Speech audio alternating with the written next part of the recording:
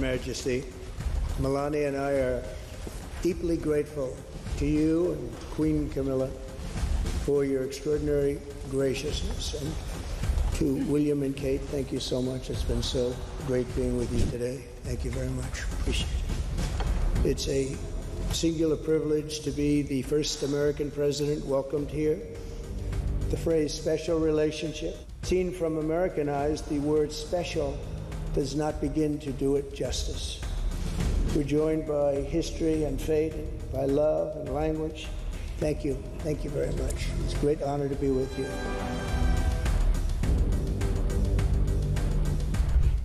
Security remains the cornerstone of this special relationship.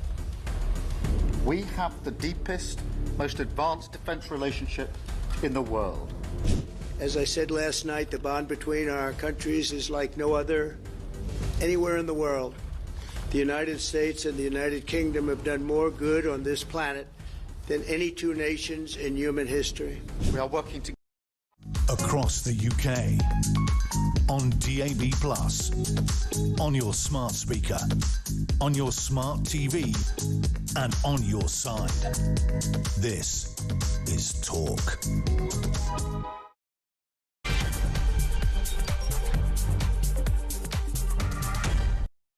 Well, a very good afternoon. This is Talk Drive. I'm Peter Cardwell. Guess what? We've finally done it. We've got 2 migrants out. Wow, this is massive and going to change everything. They've been sent to France. One of them, at least, will be sent to India.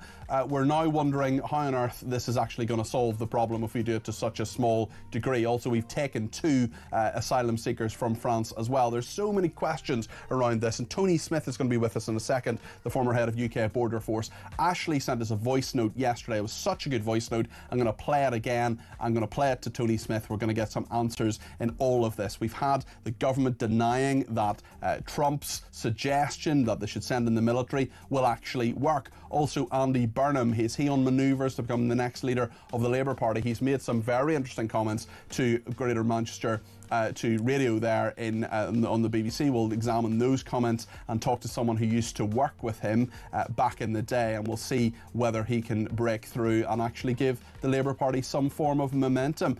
Speaking of momentum and speaking of left-wing movements, your parties, Zara Sultana and Jeremy Corbyn, it's all falling apart. It's a total bin fire. We're into People's Front of Judea, Judean People's Front kind of territory. We'll go through all of that. We'll get all the information about how that has been a complete disaster over the last 24 hours. It wasn't particularly noted yesterday, of course, because Trump was here and everybody was focused on that, but really that movement is falling apart. She says it's a sexist boys club. Would you vote for them? Your party, as it's called, or Jezbollah, as some have named it. Still doesn't have a name, and already there have been problems. Jeremy Corbyn has been taken off some of the deeds, the Company's House, different documents in regard to that. We'll talk about the sport. We'll talk about what's in the Sun. We'll make sure we get a check-in on net zero as well. Ed Miliband's up to his old tricks. We'll find out what's happening there and whether your energy bill is actually going to go down. That's something in the budget that Rachel Reeves certainly will be looking at. As always, I want to have as many calls, as many texts, tweets, voice notes. Your voice on the air is the most important one. 0344 499 1000 is the number to call. You can text me 87222 with the word talk in your text. You can tweet me at talkTV. Follow me at Peter Cardwell. Send me a voice note just like Ashley did, less than a minute please. You can send it to the main number, which I'll give you in a second. You can also send WhatsApp text messages to that number. You can ring me on the number. The number is, of course, 0344 499 1000. And Mick has been in touch already, saying apparently Starmer wants to install a blue plaque at Dover to commemorate the successful deportation of the first boat migrant. I know Mick's joking, but I kind of wouldn't be surprised. We'll get Tony Smith's thoughts on all of this in just a second, and yours too. Be sure to get in touch. 0344 499 1000. Plenty to discuss between now and Kevin O'Sullivan at 7 o'clock here on Talk.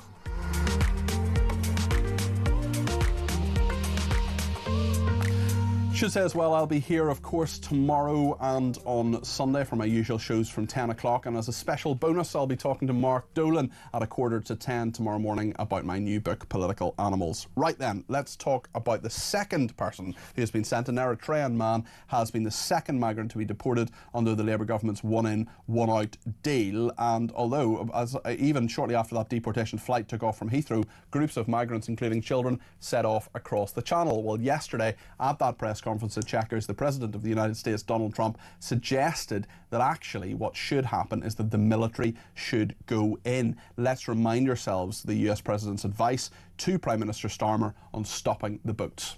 I told the Prime Minister I would stop it, and it doesn't matter if you call out the military, it doesn't matter what means you use, but it's going to destroys countries from within.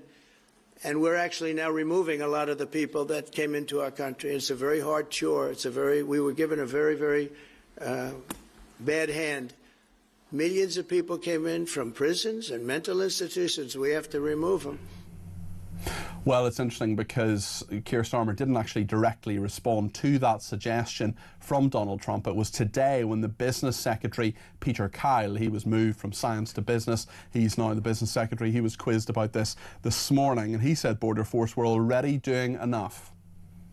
Well, what he suggested was that the military are used, but we have the UK Border Force that is now established and has been reinforced and bolstered and have new powers under this government.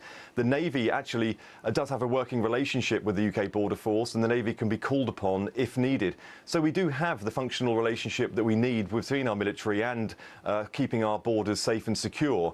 But what we really need at the moment is our military focused on all of those really key issues around the world where are directly relating to our national defence. Well, his colleague Shabana Mahmood, who is the Home Secretary, she has been talking about the first migrants deported under the one-in, one-out scheme. This is what she had to say.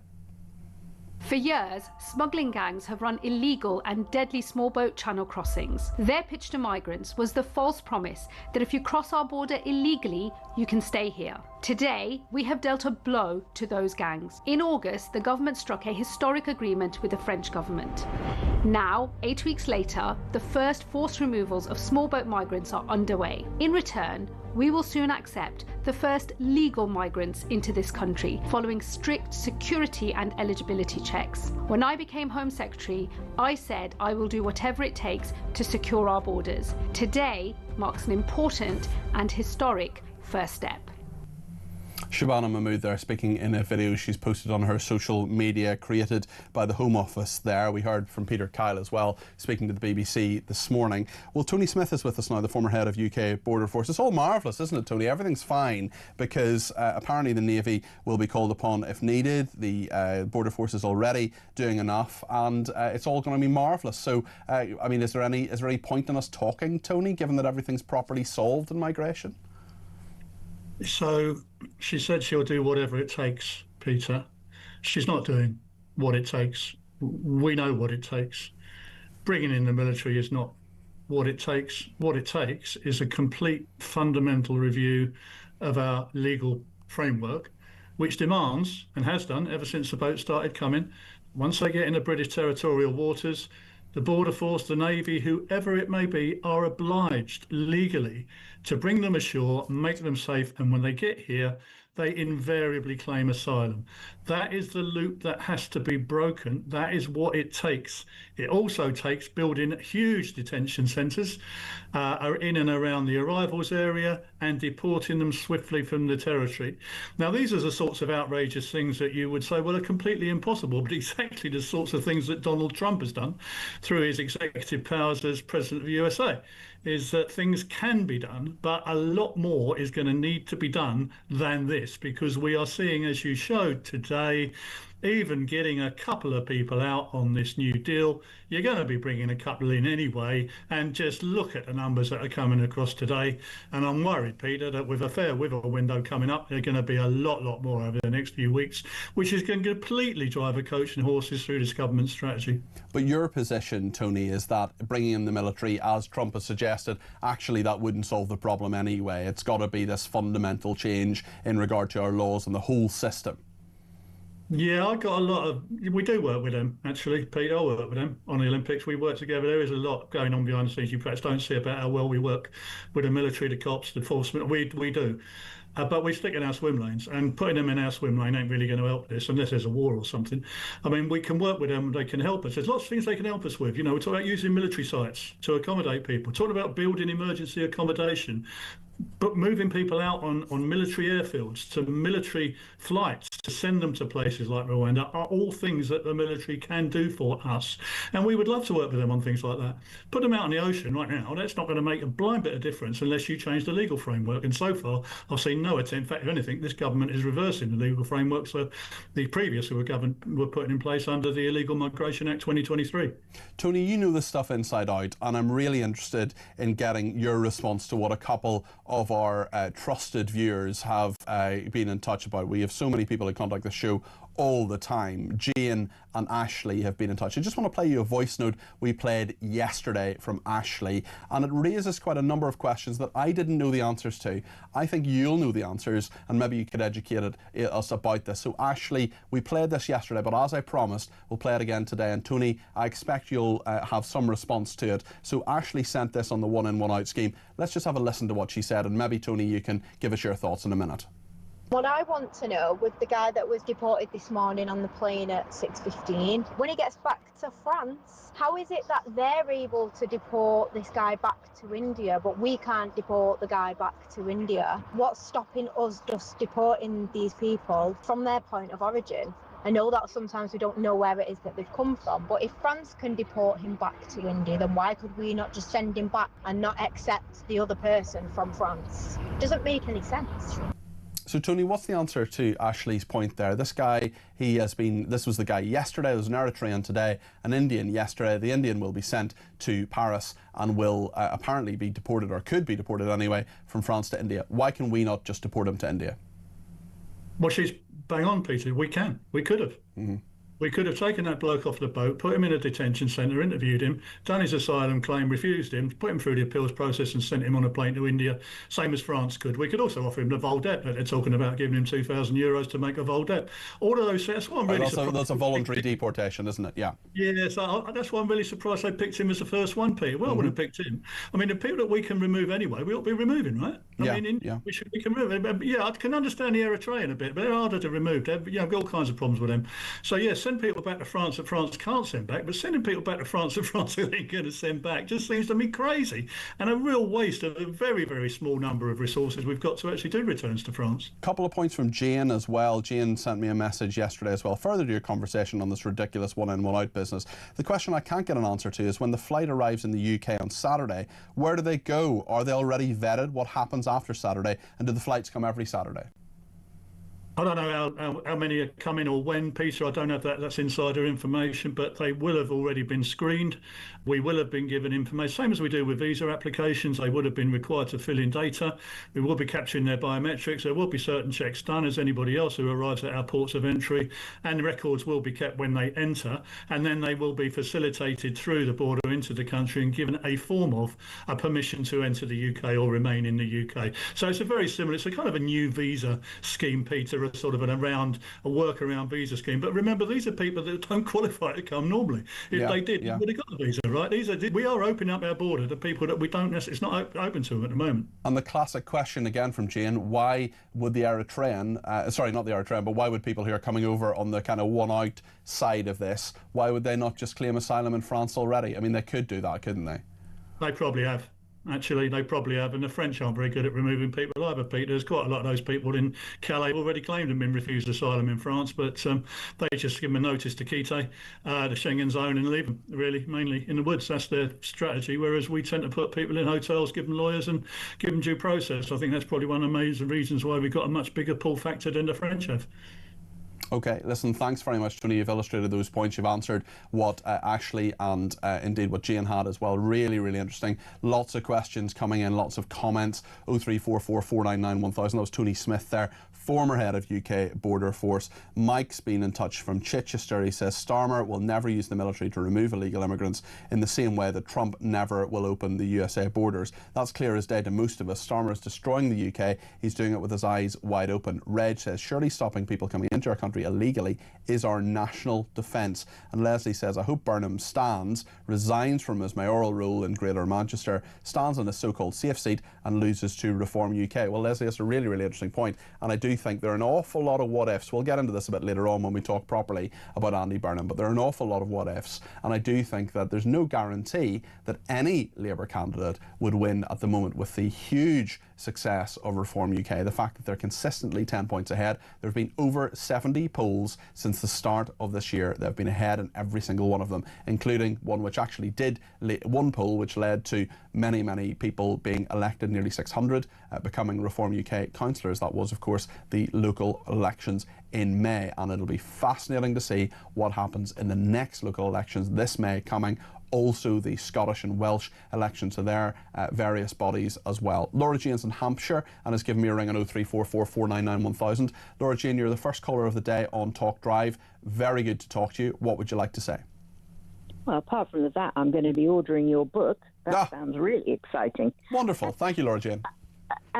Yeah, I mean, I was enjoying yesterday's press conference because I could see Starmer, you know, he was just inside. You could see he was desperately trying to control himself. But what I don't understand is when he was asked these questions, like, for example, and he answered saying, oh, we've got one out, one came out, we sent one back today and we're sending back one tomorrow, etc. I know that's not the exact words he used. Why didn't the journalists come back, or indeed Trump, and say, hang on a minute, all these answers you've been giving us, they're a load of rubbish?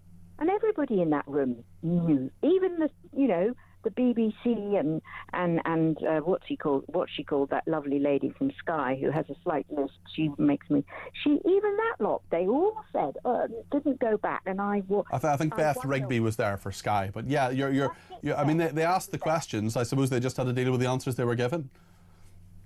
But I mean, Trump didn't once kind of go, I happen to know that's not true, or I mean, was he just on his best behaviour and was, just he was on his best behaviour, Laura Jane, wasn't he? He really wasn't. He said a few things that were interesting. He talked about bringing the military in and so on, but I mean, particularly I thought in the Peter Mandelson thing, he was very, very well behaved and didn't cause Starmer too many problems.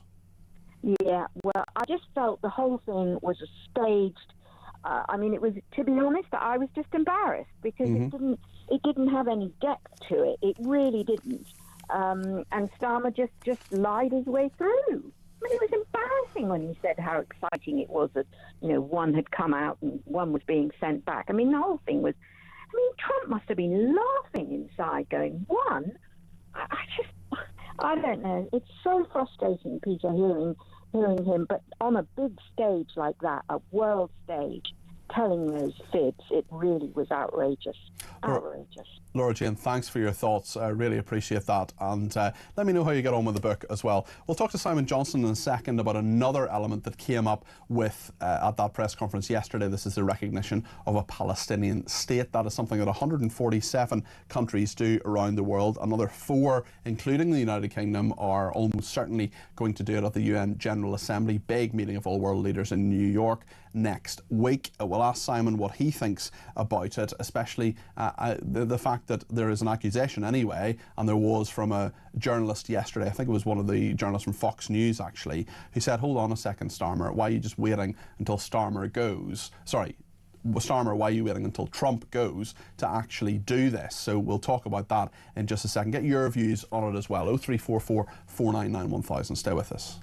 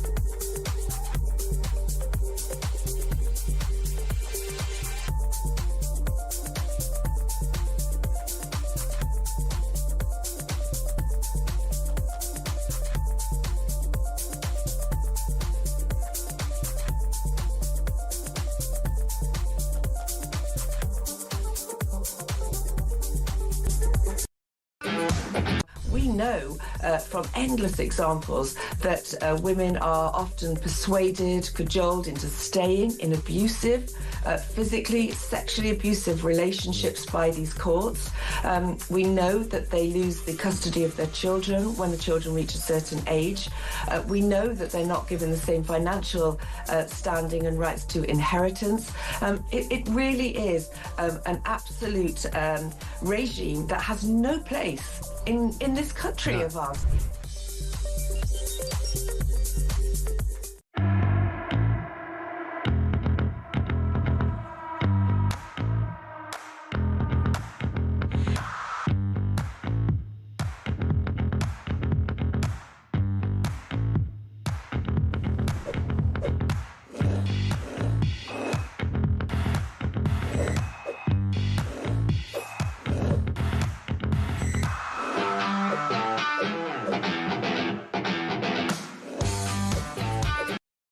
Across the UK, on DAB+, on your smart speaker, on your smart TV, and on your side. This is Talk. Yeah, very, very interesting thoughts coming in, including from Andy on Twitter. He has messaged me in the last few minutes to say something worth exploring. The immigrant sent to France today was from India. That was yesterday, actually, the Eritrean today. We have a returns deal with India, and hardly any people from India use the channel to get to the UK. It would appear that this is not a channel migrant who has been sent to France. I mean, there are definitely at least some questions to be raised here. And certainly another thing that came up at the big press conference yesterday at Chequers was the discussion about recognising a Palestinian state. This is what Keir Starmer said back in August about his plan to recognise a Palestinian state. I've always said that we will recognise a Palestinian state as a contribution to a proper peace process at the moment of maximum impact for the two-state solution. With that solution now under threat, this is the moment to act. So today, as part of this process towards peace, I can confirm the UK will recognise the State of Palestine by the United Nations General Assembly in September. Keir Starmer speaking there actually on the 29th of July. This was what it came up, of course, yesterday at the press conference at Chequers. Donald Trump didn't engage with it directly, but he did talk about Hamas terrorists. This is what he said. Hamas said that they're going to put the hostages up as bait. They're going to put the hostages in front of any attack. And that's pretty brutal. We haven't heard that one in a long time. So we have to remember that. So I have a disagreement with the Prime Minister on that score. Okay? One of our few disagreements, actually. So they have a disagreement, but they certainly did so agreeably. They didn't have a big row about it. It wasn't something that was a point of tension necessarily at that press conference, although they certainly did talk behind closed doors about the issue as well, and we don't know what was said there. Simon Johnson is the former chief executive of the Jewish Leadership Council. Simon, you're very welcome to the programme. I just wonder what you make of what was said at the press conference, whether you think that perhaps Donald Trump should have been a bit clearer in saying that he disagreed. I mean, he did say, in fairness, in terms, that this is a point of disagreement, but he didn't seem to admonish Keir Starmer in any way. And also, I wonder if you could outline your thoughts on the matter and whether you think this is a good idea. Afternoon, Peter. I don't think this is a good idea. I think this is illiterate diplomacy on the part of the United Kingdom government, and I'm afraid it is a reward for terrorism.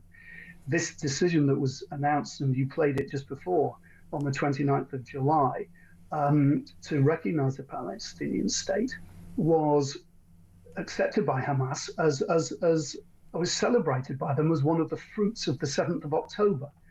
So in my opinion, this is a reward for terrorism doing it now, but don't just take my word for it. Donald Trump's ambassador to Israel, Mike Huckabee, said that, yes, in an interview this week, that the negotiations for a ceasefire with Hamas that were undertaken in July were going very well until such time as the UK, France and Canada announced that they were going to recognize a Palestinian state. And then lo and behold, Hamas withdrew from ceasefire negotiations. Yeah. So if anything confirms that Hamas, the terrorist group that killed 3,000 people on October the 7th, and 1,200 people on October the 7th, and took over 300 people hostage, views this as a reward for their work, that confirms it. I mean, you're absolutely right in all of that, and I do not think the United Kingdom should be recognising a Palestinian state. Where is it is a very good question. Who's the leader of it? Where is its capital? And how are you going to do business with it? Especially when Keir Starmer says that he doesn't want Hamas to be any part of the future of the Gaza Strip, or indeed of any Palestinian state. Well, what does that actually mean, and how do you get to that point? I think there are loads of questions here. Let's play devil's advocate for a second here, Simon. So 147 states of the many within, I think there's about 193 countries in the world, something like that. 147 UN nations already recognise a Palestinian state. Will 4 more of them really make that much of a difference? It's more of a symbolic gesture, and I would actually suggest that maybe it's a bit more to do, less with the Middle East and more to do with Keir Starmer's own party management. Many in his party who want to do it. He is not in control of his party at the moment, and a lot of them looking over their shoulder at those who would support the Palestinian cause, some of whom have become MPs and some of whom have become very, very close to becoming MPs, for example, in Wes Streeting's constituency. I agree with some of that, Peter, because, as I said, I described it as diplomatically illiterate, and that was because the way that they said that they would introduce this was they put a series of conditions out there that would set up the recognition of Palestine, but every single one of those conditions was on Israel. There was nothing that Hamas had to do. They just needed to sit back, do nothing, withdraw from ceasefire negotiations, not release the hostages, and they would be rewarded with a Palestinian state. So this seems to me more of a punishment of Israel. And that type of thing, I think, is done with one eye towards his own electoral prospects in many of the constituencies than any sensible international diplomacy. I think it's the same in France and the same in Canada, that the leaders of these states recognize that this announcement has no real or practical effect. It doesn't bring a Palestinian state into existence. What it does is it makes the prospects of a long-term sustainable peace between the Israeli people and the Palestinian people farther away, because it emboldens organizations like Hamas to embark on the type of murderous activity that they undertook on October the 7th, knowing that the international diplomatic community will reward them for it. I was in Israel last week on a press trip, Simon, and it was a really, really fascinating trip. I learned an awful lot about the region, about the fight against Hamas terrorists, about the continued existence of Israel and the real defence issues that are there. And what really struck me was the disconnection, I think, between the majority of the Israelis I spoke to, who were saying, and some of whom were, you know, former national security advisors, some people who really knew what they were talking about, and they, especially this particular person, who said, well, actually, this isn't about hearts and minds. This isn't about persuading people. This is about support for and the existence and defence of Israel. And, you know, Hamas aren't interested in a two-state solution. They're interested in a one-state solution that doesn't involve Israel. And the Israelis, many of the Israeli people, many of whom disagree with Benjamin Netanyahu, because guess what, it's a democracy, they are saying, well, actually, a two-state solution is not something they want to happen. I just wonder if, in your view, which is my view, but I wonder if it's yours, there's actually quite a disconnection between what Israeli people think, and indeed some Palestinians as well, and what the international community wants them to do. And you can't just from outside persuade people to do something they don't want to do and is impossible or impractical or would actually put the state of Israel in danger. The two-state solution has been a part of international diplomacy for years. People have relied on that as the hope for the future.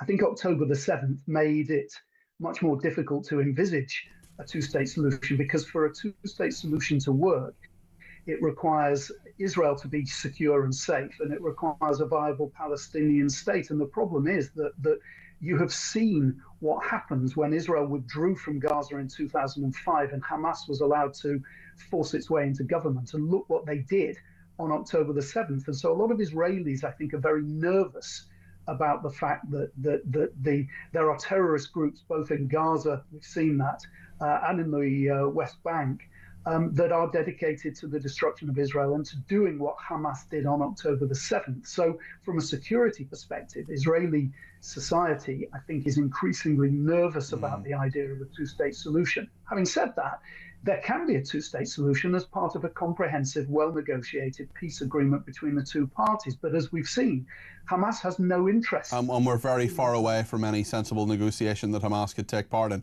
Simon, listen, thank you so much for your thoughts there. Simon Johnson there, the former Chief Executive of the Jewish Leadership Council. Phil is on the line from Exeter. Phil's given us a ring on 0344 499 1000. You're very welcome to the programme, Phil. What's your thought on this? Hi, Peter. Yeah, thanks for taking my call. I think it's absolutely disgraceful that our Prime Minister is putting us in danger yet again. Hamas is a proscribed terrorist organisation who run Palestine. They will now... They don't run all of it, though. They were running Gaza, and it's the Palestinian Authority that runs the other parts of it as well, aren't they? And I just wonder, how does this actually put us in danger, do you think, Phil? Because if you recognise them as a state, then you're going to have a Palestinian embassy, I assume in London somewhere. Mm-hmm. This means that all of the people and all of the baggage and luggage that comes in and out of our country is protected under diplomatic bags, and I would be really worried about that, because what would stop them bringing in bombs and everything? I mean, you can say that about many other states that are hostile to us that have embassies here. You can say that about Russia, for example. Well, the difference is that you could say it about Ukraine as well. So there are two sides to every story. I do not think... But the point I'm making, Phil, is that it's not just... I agree with you. You know, I don't want Palestinian diplomatic bags coming into this country, but there are many other hostile states that has happened for years. Of course, but there is nothing as in the limelight at the moment than the Palestinian issue. And I do believe that we are creating another security threat to our country. Okay. Our borders are open. People come in undocumented. We do not know where they come from because they throw their passports away. We already know of certain arrests, which I think there was one who was a convicted terrorist in Egypt, escaped, and has now been jailed for rape. I'm unfamiliar with that case, Phil, but that is, I'm being told that's true. There are lots and lots of issues which affect our security, and I do believe this is a wrong thing to do. Phil, thanks for your thoughts there. Really appreciate that. That's Phil in Exeter there. Give me a ring on 0344 499 1000. Another Phil in Basingstoke says, I'm suffering from rhetoric fatigue. Shambolic Mahmoud is at it now. She keeps referring to our historic one-in, one-out deal with the French. What's historic about 2 deportations? The Battle of Britain was historic. The United Kingdom March was historic. It's like people who prefix everything with the word super. That is a super relevant point, Phil. Well, I'm super disappointed with this hysterical agreement. I'm now going to go for a lie down. I love your show. Go and order your book. Keep up the good work, says Phil. Well, Phil, if you're having a lie down, keep the radio or the telly on, and we'll keep each other company. I appreciate that, Phil. Vic says, why doesn't the King get involved and show some interest in his country? Rob in Dublin says, love the show as usual. My question is, when these legal migrants are accepted to the UK on this idiotic plan, would they be entitled to bring any family over at a later date? Smoke and mirrors, I think. Well, actually, I think it's even already they're entitled to bring family over. Certainly those applications are coming, and we know that the 2 people that we will be taking from France, they will be entitled to bring some of their family members as well. Penny in Essex says, this lot know they're lying, and that we know they're lying. It's a total disgrace. 1 in, 1 out. Oh my goodness. It is ludicrous, says Penny. Thank you for that, Penny. We're going to talk in just a second about the millions of households to see energy bills rise by £100 in months. Ed Miliband's net zero policies to blame. Hold on a second. Was it not just me? Did I make this up? Did I have a fever dream where I thought that Ed Miliband said that our bills would go down because of net zero, that we would save £300 a year? Well, I think that was a load of rubbish, and we're going to talk about it with Maurice Cousins, the campaign director of Net Zero Watch, in just a second. Stay with us.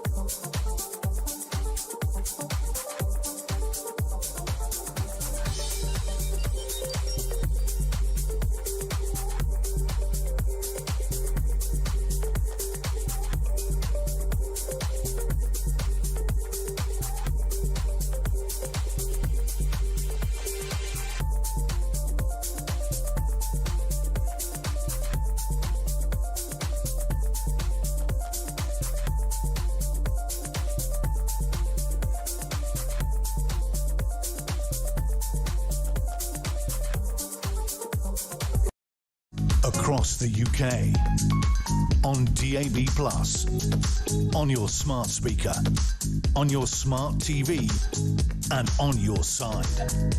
This is Talk.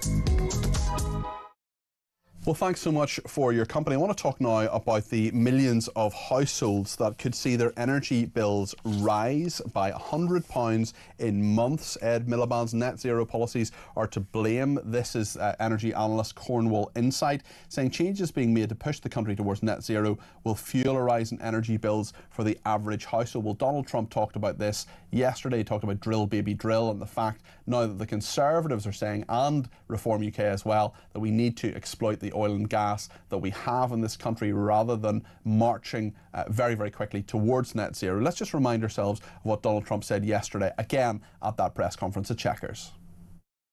We don't do wind because wind is a disaster. It's a very expensive joke, frankly. And we got our energy prices way down. That brought the inflation way down, and now we have very little inflation. And we have a very, very strong economy. So that was very important. Drill, baby, drill. And you have a great asset here. We spoke about it. It's called the North Sea. The North Sea oil is phenomenal. And I hope, because I love this country, you know, my mother was born in Scotland, and the Hebrides, Stornoway, that's Syria, Scotland. We were talking about it. And I want this country to do well. And you have great assets that you're going to start using, I believe, under this Prime Minister. Well, that's a very interesting point, using those assets. I'm not sure it's going to happen under this Prime Minister. I think it might happen under the next Prime Minister, if it happens to be Nigel Farage. Certainly Kemi Badenoch, who I don't think is going to be the next Prime Minister, has done a U-turn on net zero to some degree anyway. Let's talk to Maurice Cousins, Campaign Director of Net Zero Watch. Maurice, I mean, people who are really, who may not follow net zero, who may not necessarily believe in it, who may not follow environmental debate that closely necessarily, but know at the end of the month your energy bill comes in, you've got to pay it. They may not care that much about net zero. Look, I wholeheartedly believe that most people don't want to harm the environment. They're happy to do their bit by recycling stuff and, you know, maybe using a bit less, you know, using the train instead of the car or whatever, being as energy efficient as possible. But if it's going to drive up your bills, well, that's the point where people say, hold on a second, is this worth it? Just talk us through this and what Ed Miliband's up to here. Yes, thanks, Peter. And what you've said there is absolutely correct. You know, people do support. You know, they are pro the environment, and they do support action, even to sort of support to sort of tackle climate change. But you are absolutely right that is not a sort of a blank check at any cost. And so whilst people support action in principle, when it comes to things like the trade-offs, that's where you start to see support starting to fall. And indeed, there's been a sort of a slew of sort of research that's come out in the last few weeks. Actually, we've had some stuff from YouGov, we've had some stuff that's come out even this week from More in Common that has shown that's to be the case. And you know what we're actually starting to see now is that the cost of Miliband crisis, as I like to call it, very good, is starting to sort of have a deleterious effect on our politics. And you know that should come as no surprise to anybody has studied sort of history and politics in this country. Throughout the 20th century in Britain, energy has often been at the heart of a lot of the sort of the social unrest or political problems that we've sort of had, dating as far back as the Great Unrest of 1911 and throughout the 1970s. And we're going through a similar moment today. Yeah, and certainly what we're seeing from people as well is that there are all sorts of issues in their bills, but also the bigger ones as well. The Independent Office for Budget Responsibility, the macro picture here, they've warned the push to hit net zero will cost £803 billion by 2050. Now, their forecasts are often wrong, but we know this is expensive, and we also know we have an awful lot of natural resources. My question with net zero is, people say, oh, it'll create loads of jobs. Fine, if it does that, great. But what we do know is that we have a system that kind of works at the moment, and the fact that our carbon emissions are only 1% of global emissions. So even if we change everything about our economy, everything about our society, even if we're all, going around in electric cars and, knitting our own yogurt and whatever else the green lobby wants us to do, even if we do all of that, it's not going to make a blind button of difference to the global picture unless America, unless India, China, Russia are on board, and they're not in the same way that we are. Yeah, you're right to say that. And indeed, if you went back only, say, 14 years ago, George Osborne, when he was Chancellor, made the point that, because he understood that expensive energy would make it was bad for industry, bad for growth, and bad for households, and he argued that Britain should be going further or faster than our competitors. And really, from about 2015 onwards, that was sort of ditched, and policymakers started to believe that actually you could get this thing called green growth, which is a delusion and a fantasy. And if anyone has sort of seen the news this week from the chief executive of NVIDIA, who has sort of said that, and NVIDIA, for your listeners, if they're not aware, is a leading chip manufacturer that is sort of at the sort of the cutting edge, really, of the AI revolution. And he has basically said that unless Britain gets its energy prices under control, we will miss out on the AI revolution. Now, that is like basically sort of saying that we should experience going through a period of national decline, which I think could be deeper than the 1970s. Thank you, Maurice. Lots to discuss and think about there. I really appreciate your contribution to the show this afternoon. Maurice Cousins there, Campaign Director of Net Zero Watch. What do you think about this? This is your bills going up yet further. I don't know about you, but I'm fed up of bills going up. I'm fed up with the cost of living going up. Rachel Reeves will be thinking about this in her budget as well, certainly, I'm sure. 0344 499 1000 is the number to call. Thank you to everybody who's been in touch already. Andrew says 1 in, 1 out is historic. It's the most idiotic scheme which has completely failed the country.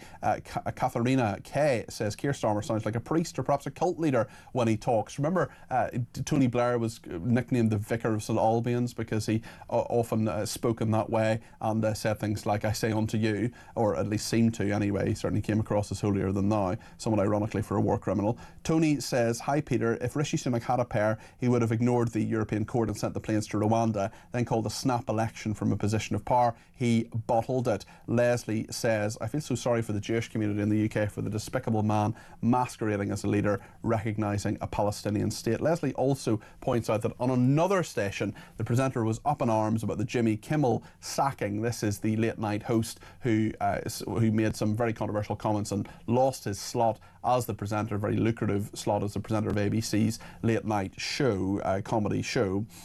So on another station, the presenter was up in arms about Jimmy Kimmel's sacking, but he celebrated when Nigel Farage was sacked from that station, saying, we've got our station back, says Leslie. Leslie, I have absolutely no idea who you could be talking about. Someone being a hypocrite? Someone saying that it's good that Nigel Farage was sacked from a certain station, and then saying that it was a bad thing that Jimmy Kimmel was cancelled for his views on this. Look, I think free speech, and somewhat ironically, Charlie Kirk, I don't think, would have wanted Jimmy Kimmel to be cancelled, but Jimmy Kimmel said something that was factually inaccurate. It's very interesting you mentioned that about another station.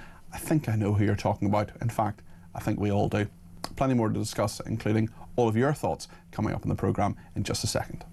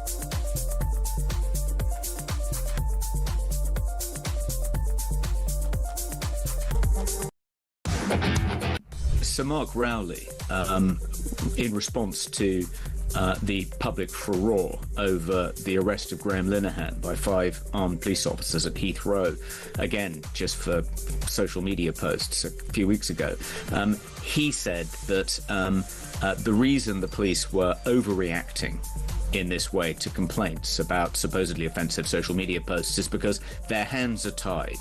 The law in this area is unclear.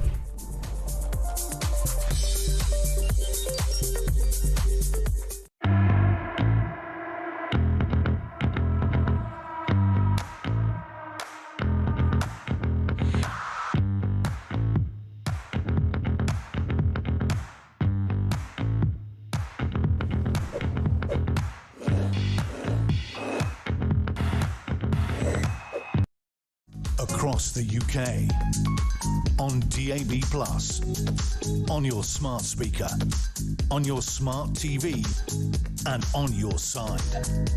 This is Talk.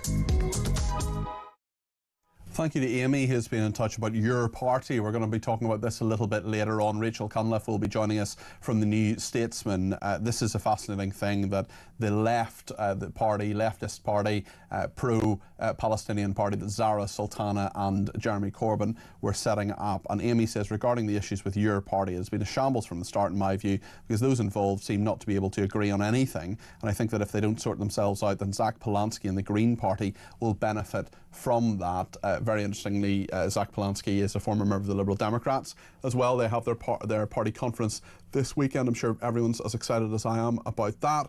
Peter in Croydon has been in touch about the Palestinian issue and a number of other things as well. Peter, what did you make of that press conference yesterday? Were you impressed by either man, either Trump or Starmer? I'm impressed by Trump. I mean, he owned the room, but he didn't want to go too deeply into certain subjects because, I mean, yeah, he had a nice time and he just didn't want to upset the apple cart. So I think he was just spot on. He was very diplomatic, wasn't he, Peter? He didn't exactly. cause too many problems anyway when he could have very easily. Exactly. And when it came to the journalist questions, I mean, Fox, the American journalists are a lot tougher. I mean, I think Jack Elson was the only one who asked a really good question to Starmer, but the other ones, like Sky and all the others, I mean, it was so wet and weak, you know, it was unreal. And looking at the two leaders, I mean, Trump, he was talking about the human side of October 7 and the babies that were tortured and stuff like that. But Starmer, he's never spoken about the details about October 7. And that says in fairness, he has called Hamas terrorists. He said that they can't be a part of the future of any Palestinian state. But you're right, Peter. Trump has talked about watching some of that footage, some of the things that some of us have seen and some others haven't because they're just so horrific. I was actually last week in Israel, as you may remember, and was outside the house of the Bibas family. I'm sure you remember the mother and two children, 4-year-old and a baby. The 4-year-old and the baby were strangled to death by Hamas terrorists. 900 terrorists came into a kibbutz, a collective community that about 300 people lived in. The woman who was telling us she was there, absolutely terrified. She was in her safe room in her house for about 12 hours. Just absolutely dreadful. The humanitarian situation in Gaza is awful. Do you think that recognising a Palestinian state will help those people in any way? No, and I learned a lot by your previous guest when he said that as soon as Starmer said that, the talks were over, and I can see that. So no, wrong decision. It's all political. He just wants to appease. You know, he just wants to look after the minority Muslim vote. And I mean, he's pathetic. We've got to keep our cynical hats on here, Peter, because I do think that a lot of the backbenches of the Labour Party are the tail wagging the dog in all of this. Because Starmer said he wasn't going to do it, then he said he would do it, and he is in a weak position here. We'll get into this with Rachel Cunliffe a little bit later on in the programme. She's going to come up after the 5 o'clock news. She's from the New Statesman, and they're the magazine that knows the most, certainly, about the Labour Party. So thank you to Peter in Croydon for that. Thanks also to Jane, who says so many of your audience will not be be able to afford their heating bill this year. Perhaps it is time for politicians to start paying their own energy costs, especially the ones on the front benches on both sides of the House. Terry in Slough says anyone with an ounce of common sense knows this idiotic rush to net zero will be an absolute disaster for the country of ours. Unfortunately, there seems to be a lack of common sense in this useless and incompetent Labour government. Deborah says, I'm against the recognition of a Palestinian state without any conditions at all, and agree with your guest. Why do the people not have a say? There's a petition with nearly 40,000 signatures. At 100,000, it will have to be debated in Parliament. Well, really interestingly, actually, I've spoken to Mark Francois about another petition, a different petition about prosecuting veterans. There is an active court case on at the moment, which we'll not talk about in regard to what happened on Bloody Sunday. Leslie in 1969. Leslie says when was Bloody Sunday? Apologies, I think it was 1971. I just had a mind blank. Sincere apologies.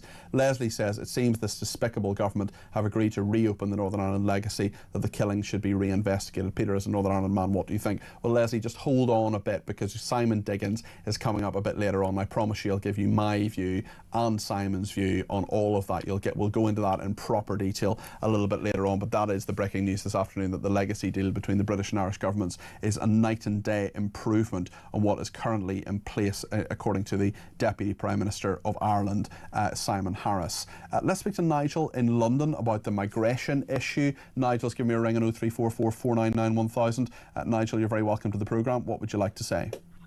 Well, good afternoon. First of all, may I wish you every success with your new book. I'm sure it'll be on the shelves and flying up as well. You're very, very kind, Nigel. Thank you very much indeed. Good. Now, I wanted to talk about the migration problem, which really can be solved immediately, but there's no appetite, A, from the French, and B, from Mr. Starmer. I mean, the answer is simple. Number one, if the French were to puncture every boat or dinghy, whatever it may be, on the shoreline, on the beach before it got to the water, then where these people can't gain access to those vessels to cross the channel. That's the first point. Yes. The second point is Keir Starmer and his rather interesting government could, if it wanted to, immediately stop benefits to those who enter this country illegally under Section 24 of the Migration Act. Okay. Of course, is if you enter here illegally, you could face up to 4 years imprisonment. But of course, there's no appetite to enforce that section of the Migration Act. And if I can make a quick comment, if I can, about reform. Please go ahead. Whilst it's encouraging they're doing particularly well in the polls, I think one has to argue two things. One, are they going to get 350 seats from the 5 they've got at the moment, or 4 they've got at the moment in the next election? Yeah, I very much doubt it. It would be a big change. It would be a massive change. But then things are so unpredictable in our politics at the moment. They are, but that would be unprecedented. Mm-hmm. I mean, that would absolutely, be yeah. And secondly, I think that whilst reform tick 1 or 2 boxes, what other boxes do they tick about everything else apart from immigration? What are their policies on health, education, business? They're a bit... And in fairness tonight, in fairness to your namesake, Nigel, the other Nigel has appointed quite a few people to give a bit more detail. Lee Anderson, for example, on welfare. Sure. There are a number of people. They will be putting more meat on the bone. They don't know all their policies yet, nor do the Conservatives, nor I think do the Liberal Democrats either. So it's quite a while till an election, but you're absolutely right. And we are going to be holding Reform UK's feet to the fire, asking them a number of questions about their policies. We're not just going to be nodding dogs. We're going to ask them and probe those policies and make sure they're fit for purpose. Well, it's good to hear. What do you think about my suggestion about puncturing the boats before they even get anyone in them as they run towards? I think that's a good idea. I mean, we saw those French police officers previously. They did it once when the boat was actually in the water, and that, I mean, with a Stanley knife, and the people safely got off the boat and came back to the shore. And I think that is a good idea, and I think that's the kind of enforcement that can happen. You're not injuring anybody, you're not putting anybody's life at risk, you're simply saying you cannot go in these boats are illegal, this crossing is wrong, and you shouldn't do it. I think the difficulty is, Peter, is the French then, if they did that, and they should do that, by the way. Yeah. If they did that, they would be lumbered with the problem that they're sending our way by not doing it. Well, it's a very interesting point, and I do think the French need to get better at their own deportations, Nigel, because they're putting them on to us. Just to clarify, Bloody Sunday in Northern Ireland was the 30th of January 1972. Apologies, I should have had that in my head and I didn't. Let's speak to Lee in Leicester. You're very welcome to the programme, Lee. Just before the news, what are your thoughts? Hi. I had a couple of few quick thoughts. Concerning Gaza, I think that people have got a short memory, or they're not actually looking backwards. They're looking at now. If we look backwards very quickly, was not Israel given a space? Palestine were given a space. If we look since, was it 1945, 1948? 1948, the State of Israel, yeah. Right. Ever since then, the space that Palestine was given has been chipped away. And it wasn't just chipped away by them saying, oi, give us your land. They were killing people. They were offered a state, though. Look, we could debate the history of Israel and on the Palestinian side of things all day, Lee, but we know that on a number of occasions there have been offers of a Palestinian state and they've been refused. Well, I don't know that, because what I'm reading, because I went somewhere and a young man went away and came back with a booklet showing me things that I hadn't seen. So sometimes the politics overrides the humanity, meaning what they're actually going through and how they actually feel is overridden by the rhetoric, what we're all hearing. Yeah. And what I read in that booklet was that it was like a timeline. Okay. And they are just devastated at the fact that nobody seems to actually be helping them. They didn't. Well, I think plenty of people are helping the Palestinians, Lee, and I think they're getting some of the aid at least that they need. I'm happy to discuss it more, but we've got to go to the news. Chat soon.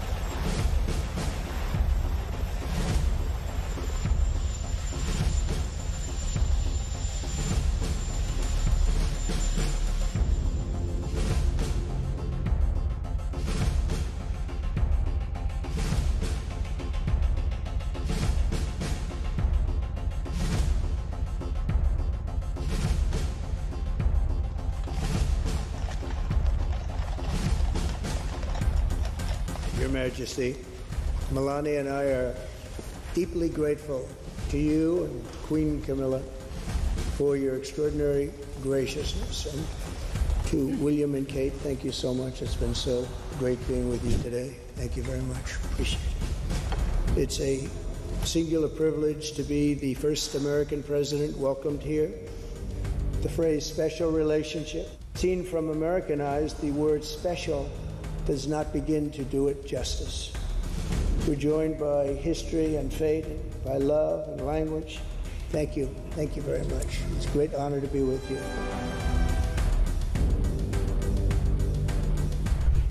Security remains the cornerstone of this special relationship. We have the deepest, most advanced defense relationship in the world. As I said last night, the bond between our countries is like no other anywhere in the world. The United States and the United Kingdom have done more good on this planet than any two nations in human history. We are working together. Across the UK, on DAB+, on your smart speaker, on your smart TV, and on your side. This is Talk.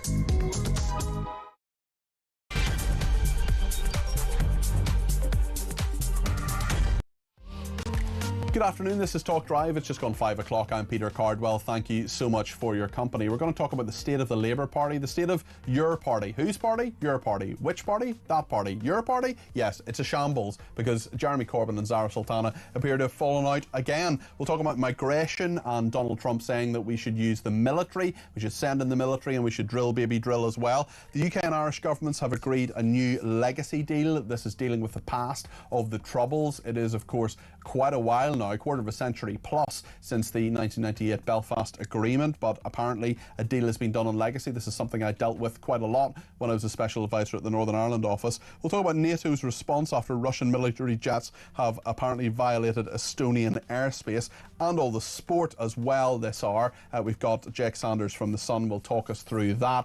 Lots to discuss. I want to get your views on the air about this and everything else. Anything you want to respond to in regard to what's in the news today, what we're talking about, even things we perhaps haven't spoken about. The Palestinian recognition that Keir Starmer is going to do at the UN next week, this time next week. Loads to discuss. 0344 499 1000 is the number to call. You can text me 87222 with the word talk in your text. You can tweet me at talkTV, follow me at Peter Cardwell. You can send me a voice note, you can send me a WhatsApp text message, or you can give me a ring, all on the main number 0344 499 1000. Get your call in. Let's have a chat between now and 7 o'clock here on Talk.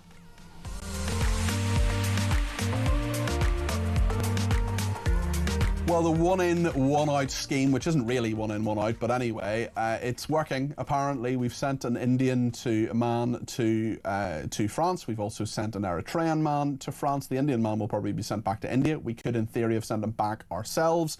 Of course, there's plenty of advice, there's plenty of thoughts on all of this. Many people have views and don't think that Keir Starmer is doing the right thing. Some people think he does, but let's remind ourselves the advice he got from the United States President. This was Donald Trump yesterday in Chequers at that press conference, his thoughts about how to stop the boats. I told the Prime Minister I would stop it, and it doesn't matter if you call out the military, it doesn't matter what means you use, but it's going to destroys countries from within.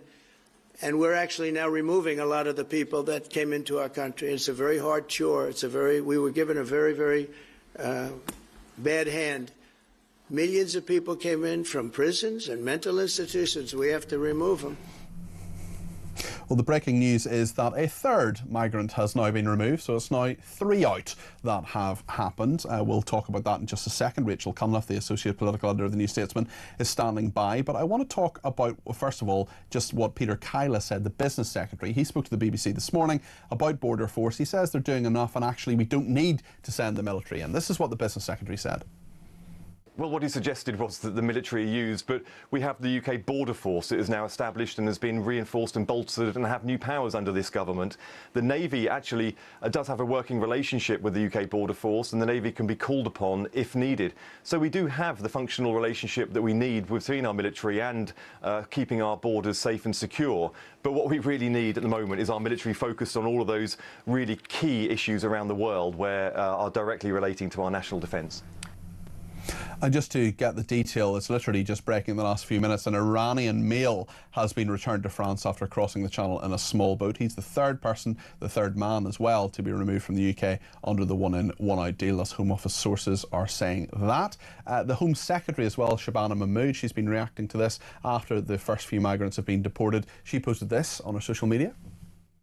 For years, smuggling gangs have run illegal and deadly small boat channel crossings. Their pitch to migrants was the false promise that if you cross our border illegally, you can stay here. Today, we have dealt a blow to those gangs. In August, the government struck a historic agreement with the French government.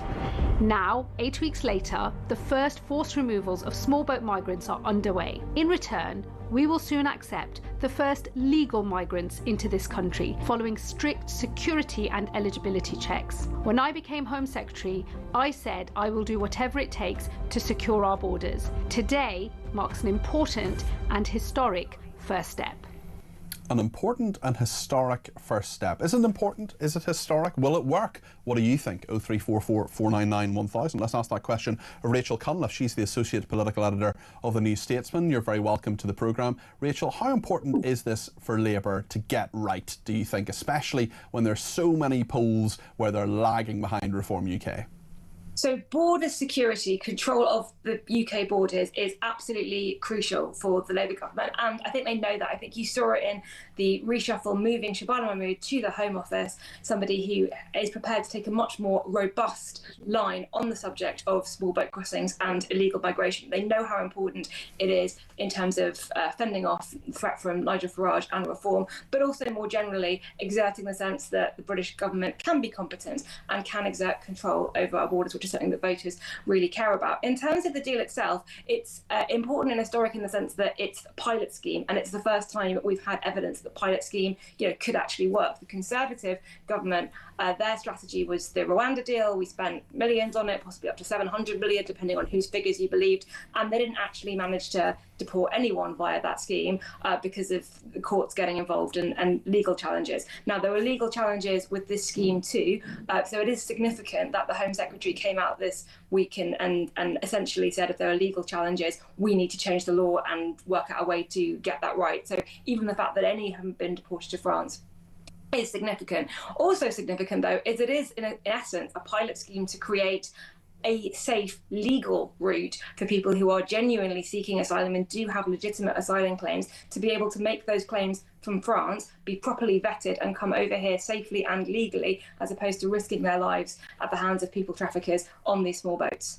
It is interesting, though, when you think this was announced 8 weeks ago. OK, it's only been in force for the last week or so, but we saw those planes taking off, the legal challenges that are there. As you correctly say, the law may well be changed in this regard. But in the last 8 weeks, we've had 5,500 people coming over in small boats. Even today, with the very nice weather outside and on the south coast, we know that there are, certainly here in London anyway, and on the south coast, we know that there could be many hundreds of people coming over. If it's one a day or one in, one out, we still receive someone, and the French then get someone. So actually, in terms of the finite numbers, it actually doesn't help to some degree. And I just wonder what you think of that, and whether you think there'll be people who are sceptical about this scheme who will be convinced when they see it working. Of course, there are people who are going to be sceptical because, as you say, the numbers in that sense, they don't amount to people being removed. They don't amount to the numbers going down. What the government is hoping is that it will act as a deterrent. You heard Shabana Mahmood there make the case that this is going to break and undermine the pitch that smugglers give to people who are in very desperate circumstances to pay thousands of euros to make these very dangerous crossings, to be able to say, even if you get to the UK, you may well end up just going straight back to France.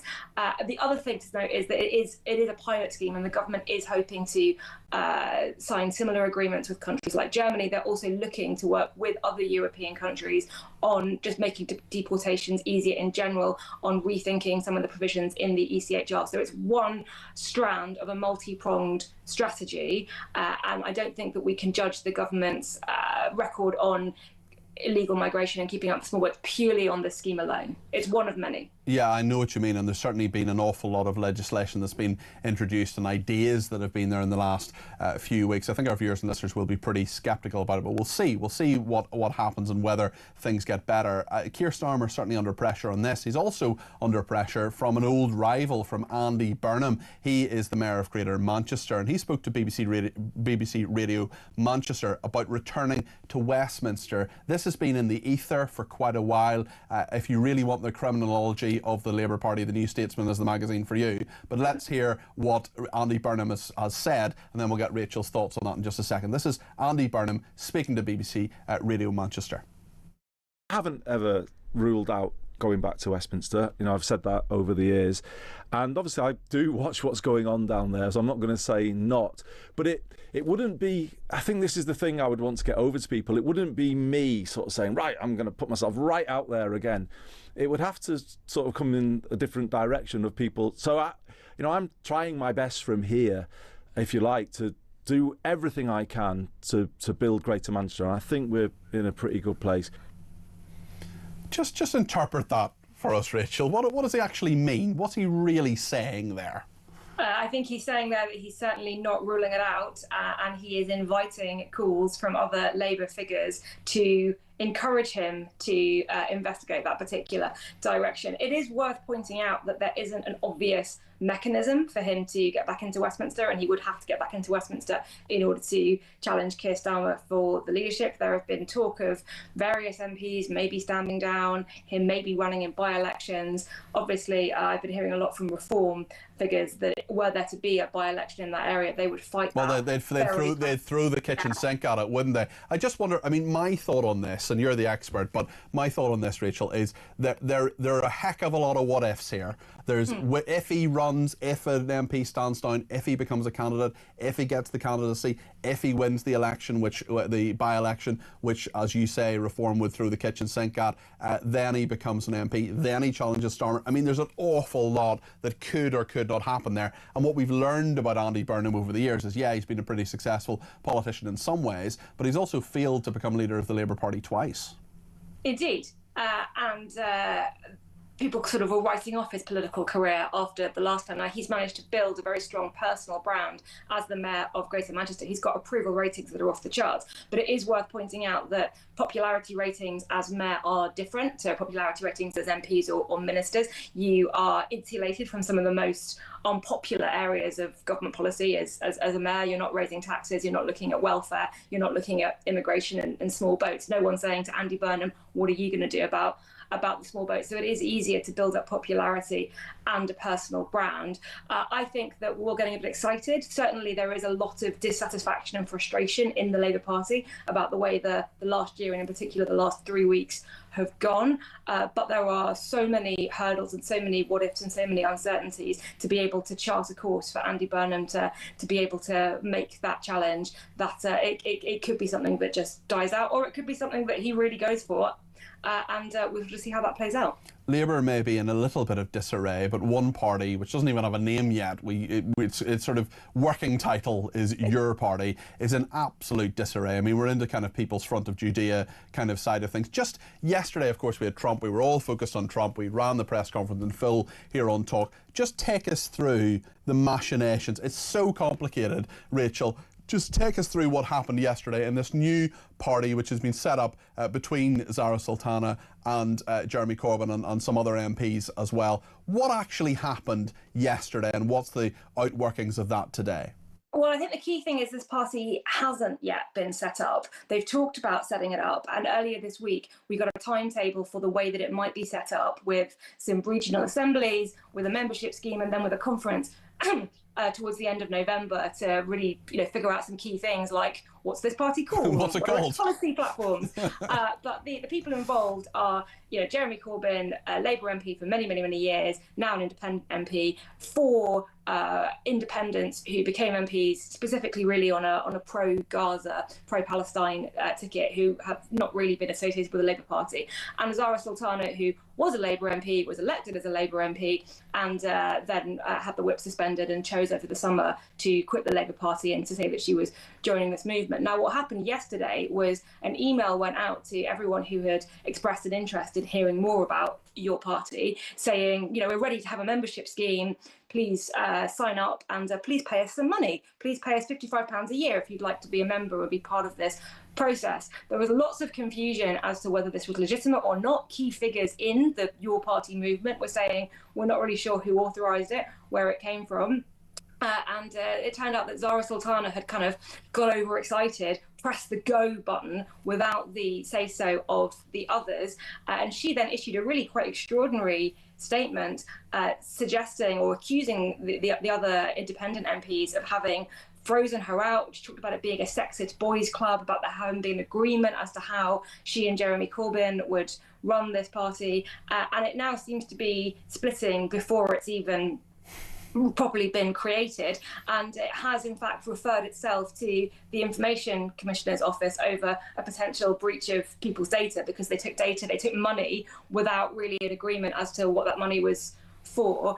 So it's all a bit of a mess, and it's actually quite difficult to see how this new left-wing party can continue with both Zara Sultana in it and those other pro-Gaza MPs. And as to what Jeremy Corbyn thinks about all of this, well, we haven't heard very much from him, so we'll wait and see. It just sounds like a total shambles. But, I mean, if it were to organise, if it actually were to get its ducks in a row and get a name and get a leader or co-leaders or whatever, actually there is strong evidence that they could take quite a chunk out of Labour's Labour's out of Labour's pie, I suppose, up to 10% in some polls. How likely, given everything that's happened in the last couple of days, and previously we've had a number of disagreements between Zara Sultana and Jeremy Corbyn already, how likely do you think they are actually to get organised, to sort themselves out and to become some sort of force in electoral politics?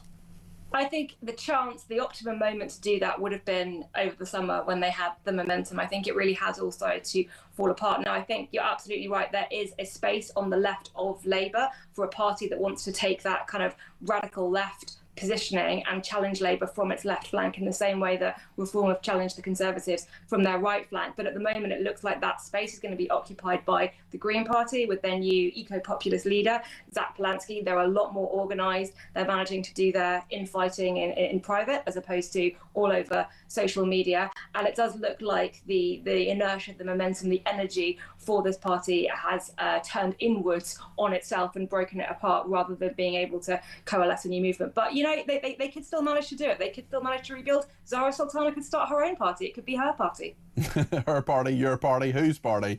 Rachel, thank you as always. Rachel Conliffe there, Associate Political Editor of the New Statesman, great connoisseur of books as well. She's written a book review of a new book in the New Statesman next week and says it's very good. Can't remember the name of the book somehow. Dawn in Chelmsford says, hi Peter, the self-congratulations by Labour about the one-in, one-out scheme is bizarre. Of course it is smoke and mirrors. It would only work as a deterrent if we deported all illegal immigrants. Graham says, for the last few months, Labour have boasted about deporting 35,000 migrants. How are they now proud of deporting one a day? Well, the really interesting thing, Graham, is that you're talking there about many of them voluntary returns. Only about 4,500 of those 35,000 are actually enforced removal. So if you send an email to someone saying, by the way, you know, you're an Italian student who's come over to do a master's degree. You were meant to leave in June. It's now September. You should have gone. Please go by the end of October. Otherwise, we'll have to take some measures against you. That person says, I'm terribly sorry. Yes, I have overstayed my visa. I thought I would just spend the summer in London. I will now go home. Book the flight to Rome, off you go. I mean, that's one of the 35,000. I mean, that's not exactly the most incredibly forceful action. David says anything that comes across into NATO borders from Russia should be immediately shot down. That will soon put a stop to any incursions and send a strong message to Putin. Great show. And Debbie says, I've just wet myself. It's so exciting. 3 out. My goodness, it's incredible. Tony says the French police officers slashed the migrant boat a week before Macron came over for his visit to UK. It was just a momentary gesture to stop any awkward conversations over what the French were doing for the hundreds of thousands of euros we're paying them. What a joke, says Tony. You're absolutely right, Tony. It was performative. We haven't seen it before or since. And guess what? The cameras just happened to be there at the time. And thank you to Mark in Stratford, who says, good afternoon, Peter. Good afternoon, Mark. He says, Peter Kyle, the poor man's James Murray. Lord help us. That is an interesting take on all of that. We'll hear more from you, and we'll talk to Colonel Simon Diggins, a military defence analyst, former senior officer in our army, of course, about the UK and Irish governments agreeing a new Troubles legacy, and what that texter was saying a minute ago about NATO responding after Russian military jets violating Estonian airspace. Stay with us here on Talk.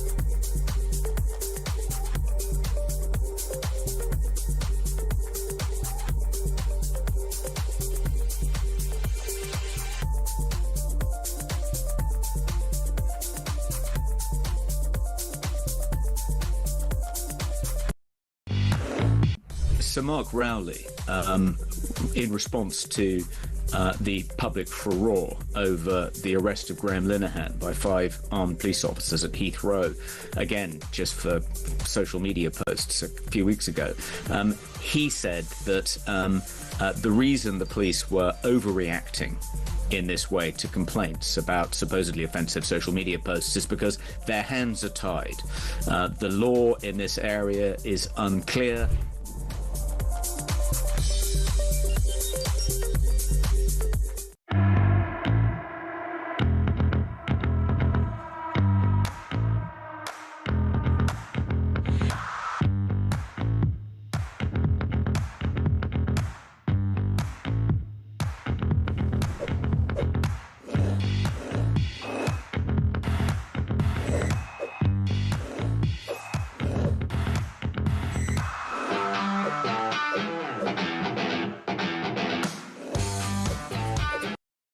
Across the UK, on DAB+, on your smart speaker, on your smart TV, and on your side. This is Talk. Some breaking news now on Talk, and that is that South Yorkshire Police, it has been found, had the names of some sexual abusers in Rotherham 14 years before they were convicted, and their inaction allowed more children to be abused. That's the findings of a police watchdog report. There was a complaint against senior officers in South Yorkshire Police. The Independent Office for Police Conduct has published Operation Amazon. It upheld the complaint against the officers on the basis that over a number of years it appeared that South Yorkshire Police had actionable intelligence which senior officers could and should have addressed and taken responsibility for, but there was no coordinated response. The upshot of that is that girls were abused, the police could have prevented it, and they didn't.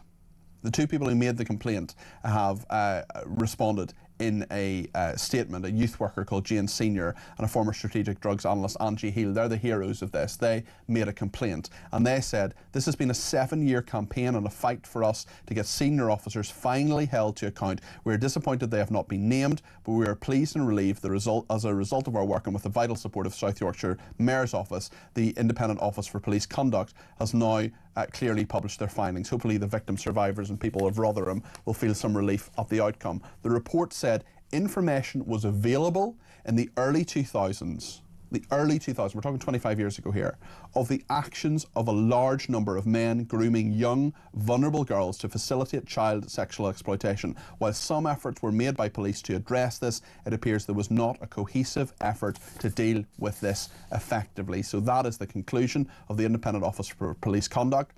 South Yorkshire Police had the names of some sexual abusers in Rotherham for 14 years before these people were convicted. Their inaction allowed more children to be abused. That is absolutely damning. We're going to do more on this in a few minutes' time. We're getting a few guests. The people behind the scenes here who work on the show, we're getting guests ready to go on this. It's a major breaking story. We're going to talk about it. I want your thoughts on it as well. The failures in South Yorkshire Police, more failures coming to light. 0344 499 1000. Let me know what you think about that. Before we get those guests on the programme, we're in the process of getting them now. I want to talk to Colonel Simon Diggins about two other important stories. Simon is a military and defence analyst, former senior officer in the army in this country. Simon, first of all, tell me about NATO responding after Russian military jets have been thought to violate Estonian airspace. Tell us about this. Well, this is a very interesting and actually very serious development, Peter. Good afternoon to you and to your listeners and readers.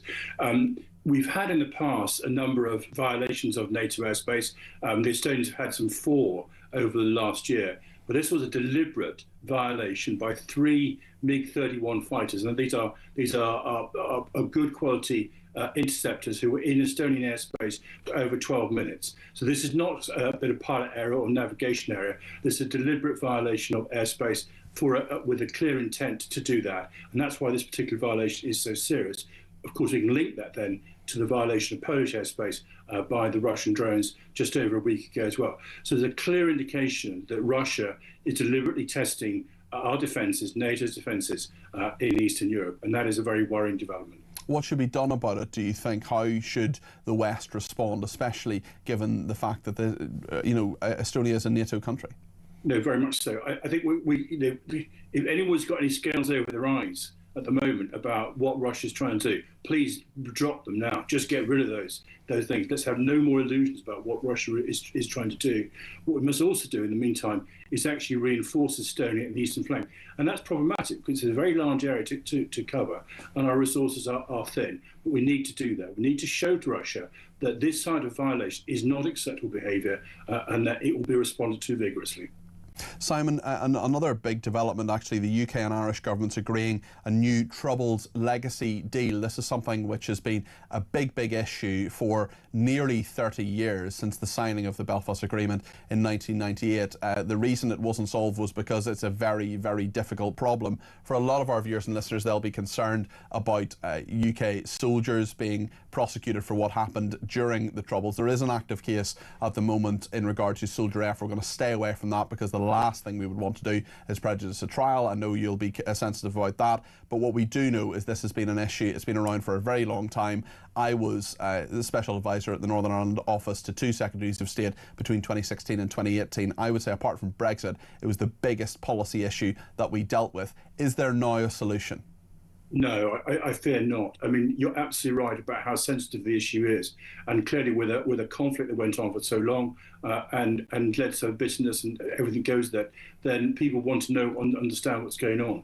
But the Good Friday Agreement was always a compromise between, if you like, strict legality and justice and the need to kind of move on from there. Now, what the Tories did in 2023 was try and stop what they saw as a series of vexatious prosecutions against soldiers and members of the security force with the 2023 Legacy Act. Now, there are people who criticise, in fact, it was criticised pretty well by all sides, but it was passed through. But the Labour government came to power saying they were going to change that. And while there's been a lot of opposition, there was a parliamentary debate in July on it, a petition over 176,000 people. They haven't really listened. This current agreement, which they're trying to push through at the moment, is quite extraordinary. It has the Garda Síochána, the Irish police force, investigating British soldiers and British personnel, and then if they think they found some new evidence, then pass it to us for trial if required. But the motivation behind this is very clear. Very interesting. The spokesman for Sinn Féin said this is all about basically holding the British state to account. So what we're doing, we're effectively colluding with Sinn Féin in order to bring prosecutions against British personnel who are involved in the fight. And why the Irish government doing this? Well, the Irish government is basically weak and divided. It's the most extraordinary coalition of Fianna Fáil and Fine Gael, two traditionally opposed parties. Imagine a Labour-Tory coalition in order to keep out, for example, Corbyn's Left or Green Party. That's effectively what they've got. So they've got a weak, what you might call a weak Republican flank, and of course, the IRA Sinn Féin are snapping at their flank, and the Irish government, the British government, say you need to do something to help us with this. And the thing I was always told, of course, which is a fact which many forget, is that the UK Army, of course, have records. They keep records of everything, whereas, of course, the IRA terrorists do not. They cover things up, they tell lies, they make sure that there is a lack of accountability for so many of them. I do think this is an issue which is never really going to be solved until we get to a stage where every victim of the Troubles is no longer with us, very sadly, and even then there will still be so many people who will be very annoyed about what has happened and the lack of justice and the two-tier justice often that has happened in regard to the Troubles. Simon, thank you as always. That's Simon Diggins there, who is the military and defence analyst. He's obviously a former senior officer in the Army as well. If you want to get your point across on this or the major breaking story about South Yorkshire Police, this is the Independent Office for Police Conduct, which has published Operation Amazon, upholding a complaint about South Yorkshire Police. It had the names of some sexual abusers in Rotherham for 14 years before they were convicted. The inaction of South Yorkshire Police allowed more children to be abused. That is a major police watchdog report. We're going to cover that more as time goes on. Rape gang scandal in South Yorkshire continued, got worse because of the inaction of South Yorkshire Police. This is just the tip of the iceberg in the rape gangs scandal. We're going to talk more about that as the show goes on. We're getting guests set up right at the moment. We're changing our running order because this is a really, really important story. This is the Independent Office for Police Conduct publishing Operation Amazon, upholding a complaint from 2 whistleblowers on the basis that over a number of years it appeared that South Yorkshire Police had actionable intelligence. They had information they didn't act on, actionable intelligence which senior officers could and should have addressed and taken responsibility for, but there was no coordinated response. The report said information was available in the early 2000s and the actions of a large number of men grooming young, vulnerable girls to facilitate child sexual exploitation. While some efforts were made to address this, it appears there was not a cohesive effort to deal with this effectively. They dropped the ball. They didn't do what they should have done. This is a damning report, and the fact is that South Yorkshire Police for years allowed people to get away with the rape of young girls. That's what happened. We're going to talk about this more as the show goes on. Let me know your thoughts. 0344 499 1000.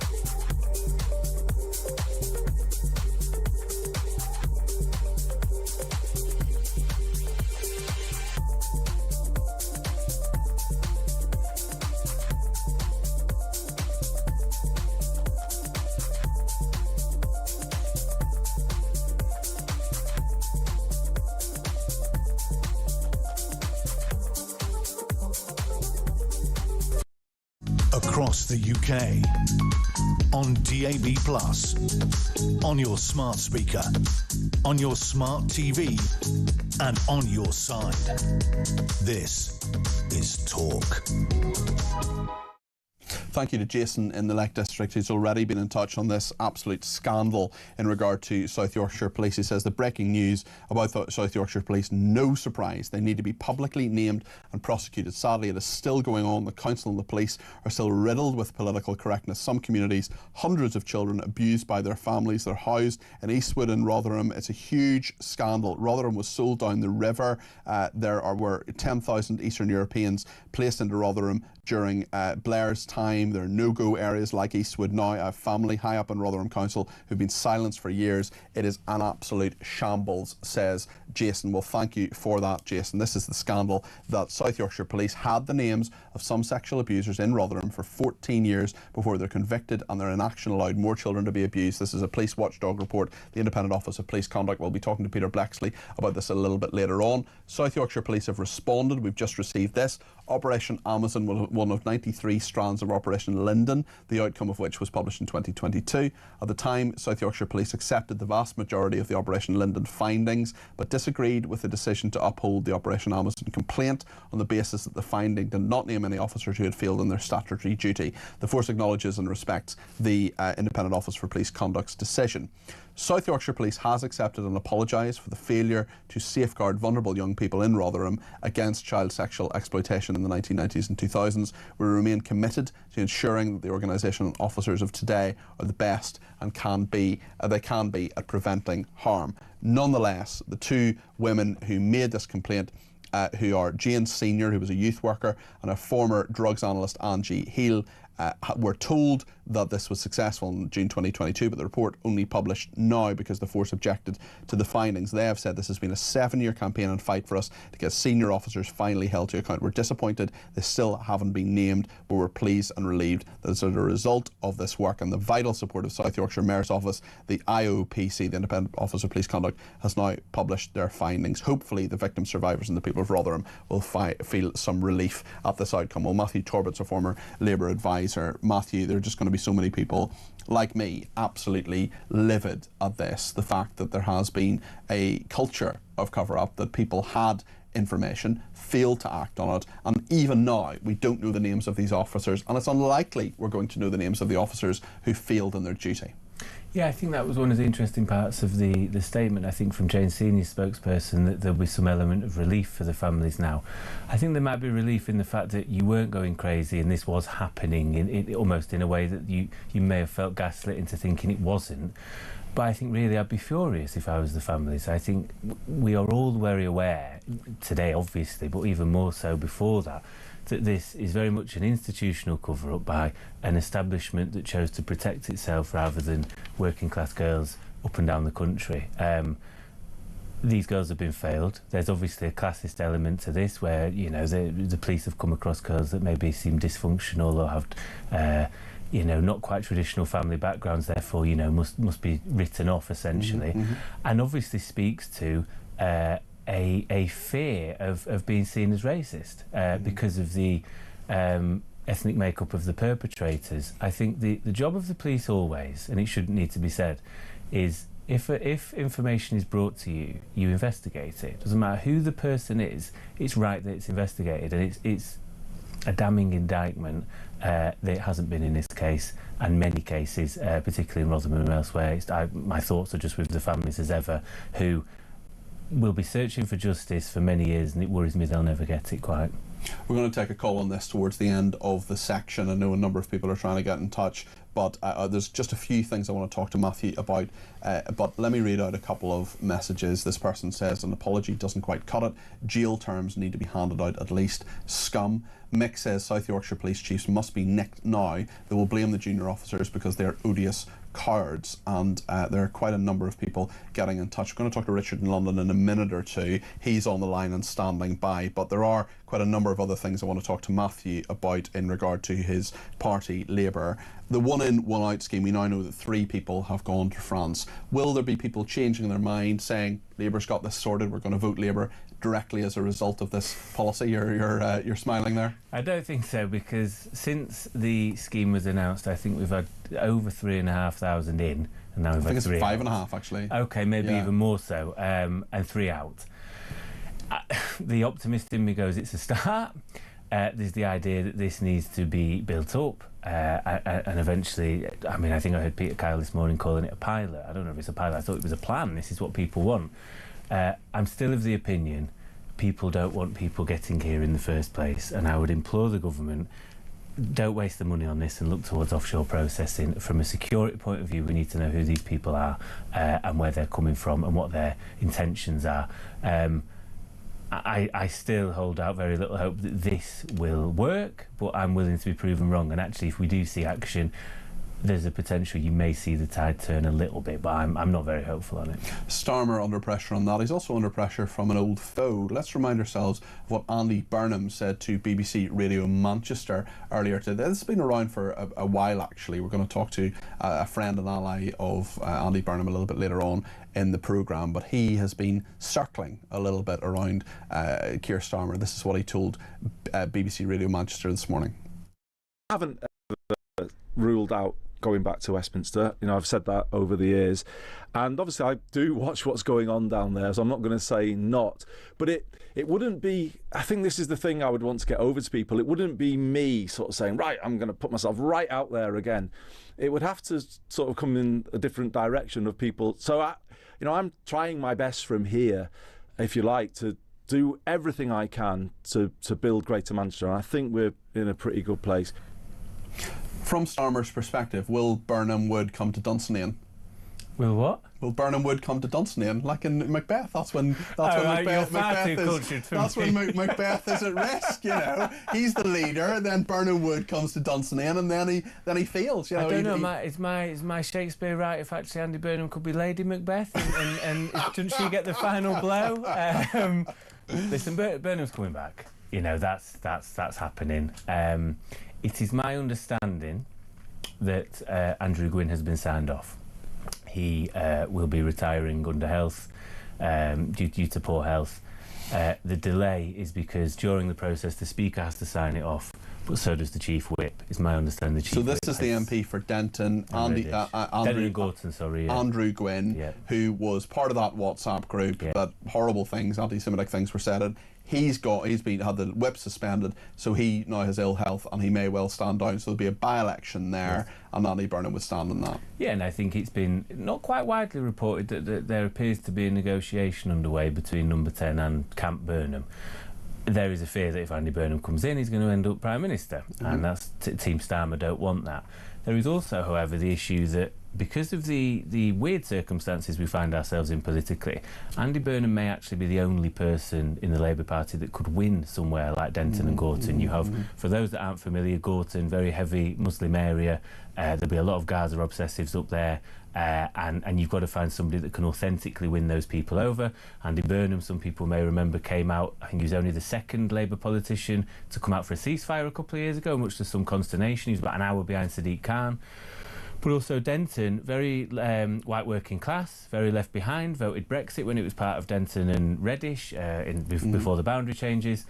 But Andy Burnham tends to pass the pub test, someone you'd go for a pint for, is traditionally white working class, seems normal and authentic, and he can probably authentically play both sides.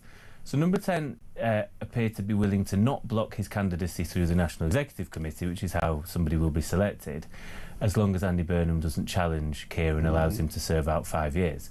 My advice is that he should snap his hand off, because one, you don't have to sign up to anything. Once you're in, you're in. But also, it's likely that Keir Starmer will not be Labour leader after May. You don't have to challenge him. There will be a vacancy. And it may not actually be that much to do with Andy Burnham. Absolutely. Absolutely fascinating. Matthew, thank you. As always, Matthew Torbett there, former Labour advisor. Richard, as promised, is on the line, 0344 499 1000.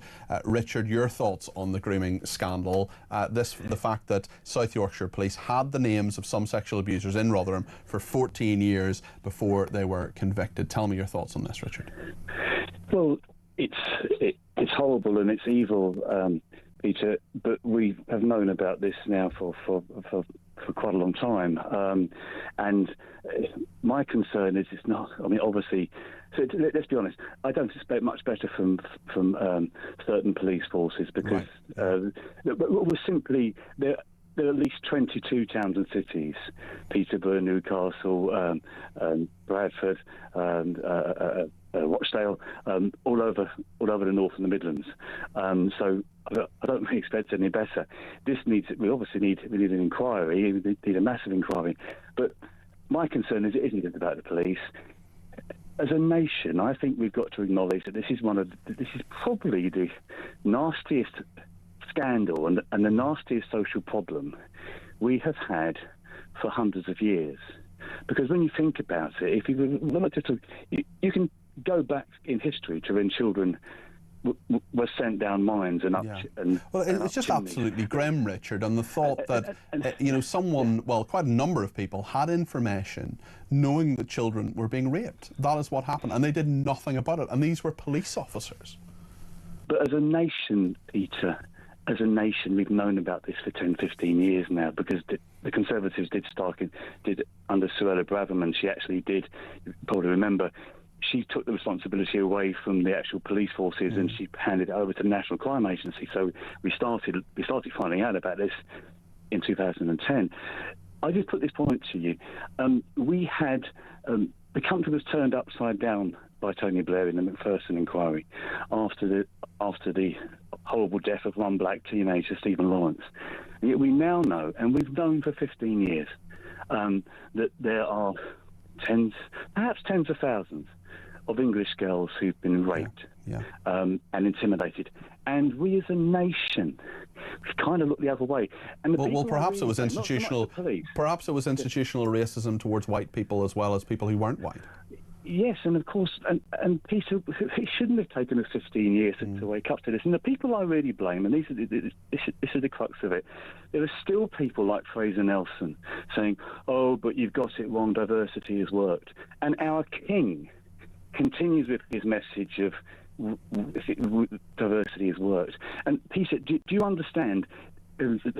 As a member of the media class, or the political class, this is why I can never be loyal to King Charles again. Okay. And I'm now call myself a Republican. Yeah. It's over this. Okay.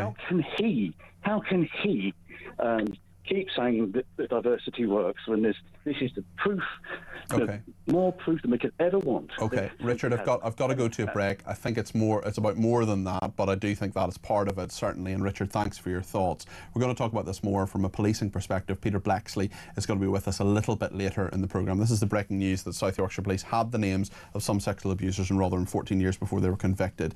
Julian Nottingham says the South Yorkshire Police accepting they had failed to safeguard children is inexcusable and just not enough. I'd like to know why South Yorkshire Police failed to act. I hope that is explained to the victims. And Martin in Oxford says, regarding Yorkshire, who were the MPs, the mayors at the times, we need to know, as they would have been in close contact with the police. This is going to be huge and very, very revealing. Martin, you're absolutely right. We're going to continue that revelation here on Talk. We're going to talk about it. We're going to not shy away from this. If you want to talk about it between now and 7, you lift that phone, you let me know your thoughts, just like we had there from our caller in London, 0344 499 1000.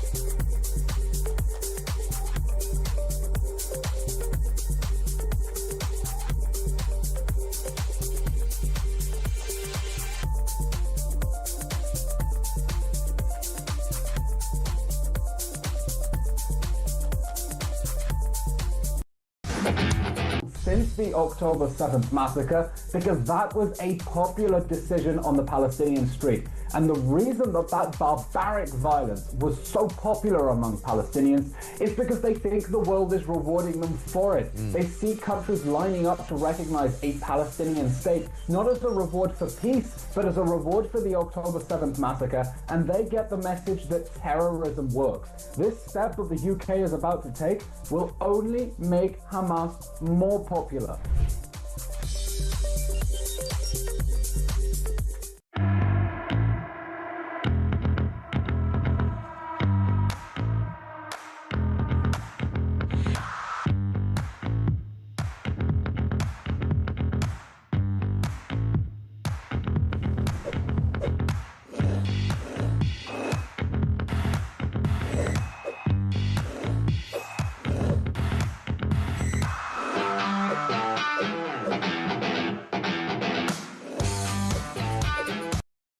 across the UK.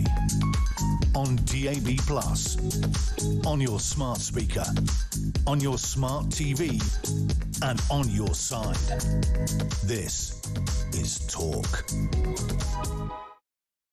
Plenty of people getting in touch about the Northern Ireland Legacy Act as well. One person says this new Legacy Act has Hermer's name written all over it, another vote loser for Starmer. Richard in Kettering says, I served in Northern Ireland between 1988 and 1990. I lost 3 good mates in separate incidents while serving over there. 2 of them were unarmed and off duty. Not one IRA terrorist was prosecuted for their murder. My question is, does this work both ways? Can former members of the IRA be prosecuted retrospectively for their crimes too? Yes, Richard, they can and they should be. The problem is a lot of the time there's just no evidence from those crimes, and I do believe there are an awful lot of former IRA terrorists who should be in prison right now, and who were, many of them were released of course under the 1998 agreement. There's just a lot to this, Richard. First of all I want to say to you is thank you for your service to this country. It is because of the brave men and women who served in uniform in Northern Ireland that allowed the peace process to happen. It allowed me to grow up in peace, and I'm grateful to you, to those who followed the rules, did the right thing and served their country. And Richard in Kettering, I'm sure you're one of those people, so thank you is all I want to say. Let's talk about the sport. Sports news from The Sun. Well, Jake Sanders is with us. He's sports news editor at The Sun. How are you doing? You well? I'm good, you? Yeah, very well, thank you. Manchester United versus Chelsea, the headline fixture in the Premier League tomorrow. Under pressure, Ruben Amorim fighting for his job. What's he been saying today? So he had a meeting this week with Manchester United chiefs. Sir Jim Ratcliffe, the owner, was there, and he jokingly said, despite their bad form, that he's going to offer him a new contract, which maybe was a subtle way of saying, you know, I've got his back in, and despite the bad results, my job's not under any threat at the moment.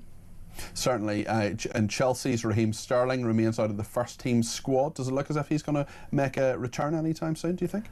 No, so he's part of Chelsea's so-called bomb squad, which is a group of players that Enzo Maresca, the manager, has decided he doesn't want at the football club anymore. Unfortunately for him and Axel Disasi, they've not been able to get moves away from Chelsea, so they're essentially training on their own. They've got their own changing room, they're eating on their own. And yeah, he's basically showed no sympathy by saying, you know, these guys aren't that hard done by. My dad was a fisherman. That's proper hard work. These guys are, you know, footballers are earning a lot of money, so... But they're earning a lot of money to do not very much. They are, but then it begs the question, if Raheem Sterling wanted to leave Chelsea in the summer desperately, he would have gone to the club and said, can you terminate my contract to get a move elsewhere? But he's now being paid 300 plus grand a week to essentially train on his own, which doesn't seem too bad after all. I think if I was paid 300 grand a week to train on my own, I think I'd probably get over it. On Sunday, 2 title contenders go head-to-head in London. Who has the upper hand after a busy week of Champions League ties? So yeah, Pep's been moaning slightly about Manchester City's schedule. Arsenal played on Tuesday, Manchester City played on Thursday, which is only 66 hours before the game on Sunday. Pep jokingly said that we're going to walk up a mountain for 2 days, when really all he wants his players to do is rest. Arsenal are going to be favourites. Arsenal are second title favourites, Man City are third title favourites, so City avoiding defeat would probably be seen as a good result. Jake, thank you for that update. That's Jake Sanders there, sports news editor at The Sun. No matter who loses those games at the weekend, they will be sick as a parrot and no doubt crying their heart out. Let's talk about earlier today, the winners of our latest competition. Both won tickets to see Oasis in London next weekend, battled it out for one of them to walk away with £25,000 of cash in the finale of Definitely Maybe. Emma, your 15 seconds starts now.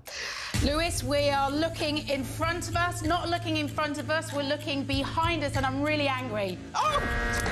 No. Looking back in anger? It's the right answer, but the fact that angry is in the title means that Emma is not top of your Christmas card list, I'm afraid. Oh, OK. Go and sit back down, Emma B. Don't clap, Emma B, useless. Let's go back to Adam. Sadly, you can't pick Emma B again. Who would you like to pick? Can I pick Ian Collins, please? Good luck, Adam. Good luck to both of you. Your 15 seconds starts now.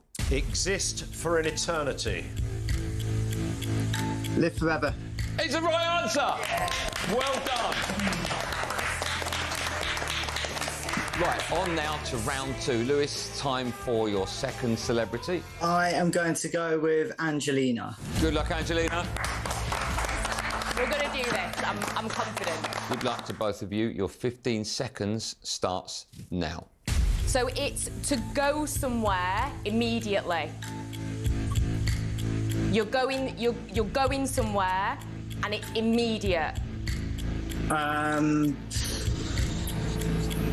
I'd go let it out. I don't know. Roll with it. I don't know. It's away. not go let it out or roll with it. It's a great clue, to be fair, Angelina. What song was it? Yeah. Be here now. Okay.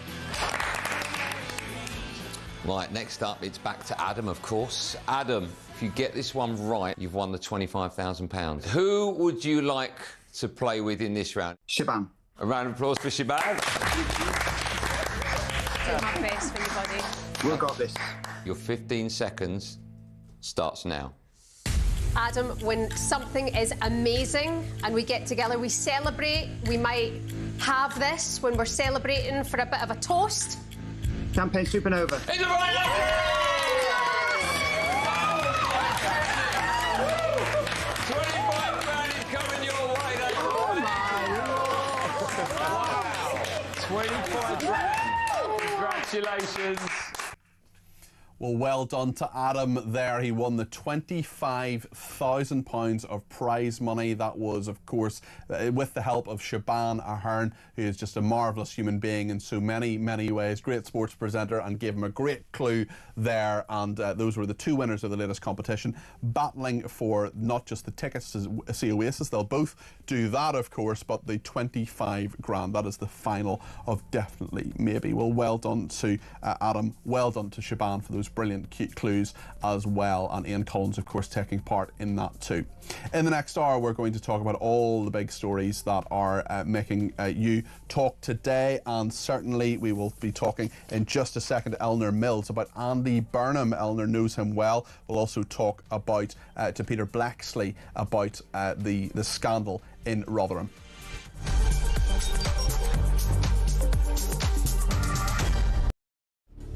To end the human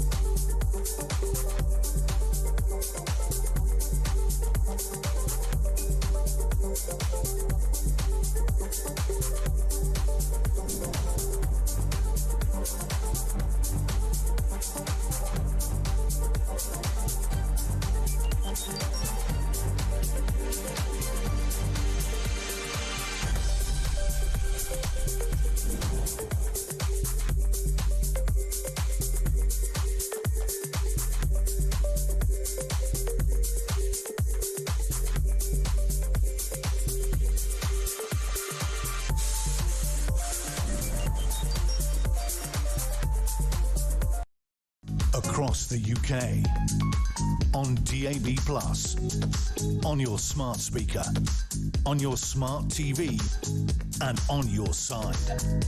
This is Talk.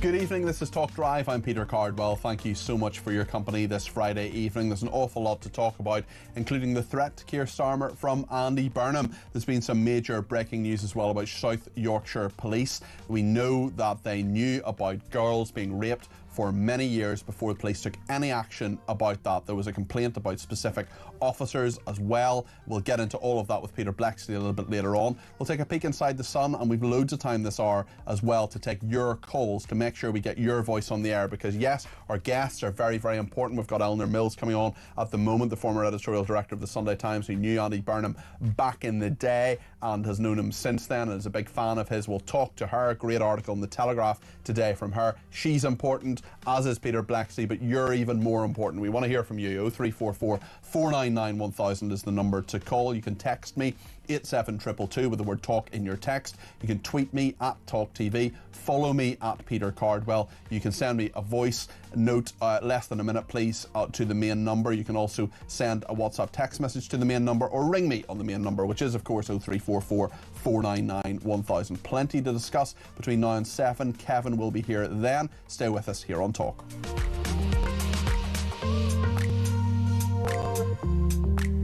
So yeah, Kevin will be here between 7 and 9 in this studio, and then What Just Happened will be on between 9 and 10. And speaking of 10 o'clock, tomorrow morning at 10 o'clock I will be back on the air between 10 and 12:30, and on Sunday as well between 10 and 1. Some big political interviews coming up over the weekend. It's been quite a week in politics, not least for Donald Trump and Keir Starmer. But Keir Starmer may be looking to his side to see Donald Trump at that press conference, but he may well be looking over his shoulder in the direction of Manchester at Andy Burnham. Andy Burnham is the Mayor of Greater Manchester, and given that Keir Starmer is minus 50 in one poll in regard to his personal approval rating, there are quite a few in Labour who will see Andy Burnham as the great white knight coming towards Labour, possibly standing in a by-election, someone who may well challenge Keir Starmer, be seen as the next leader of the Labour Party. Will he have to challenge him, or will Keir Starmer actually stand for the next election? There are loads of different questions about that. Should he as well? Lots of our viewers and listeners,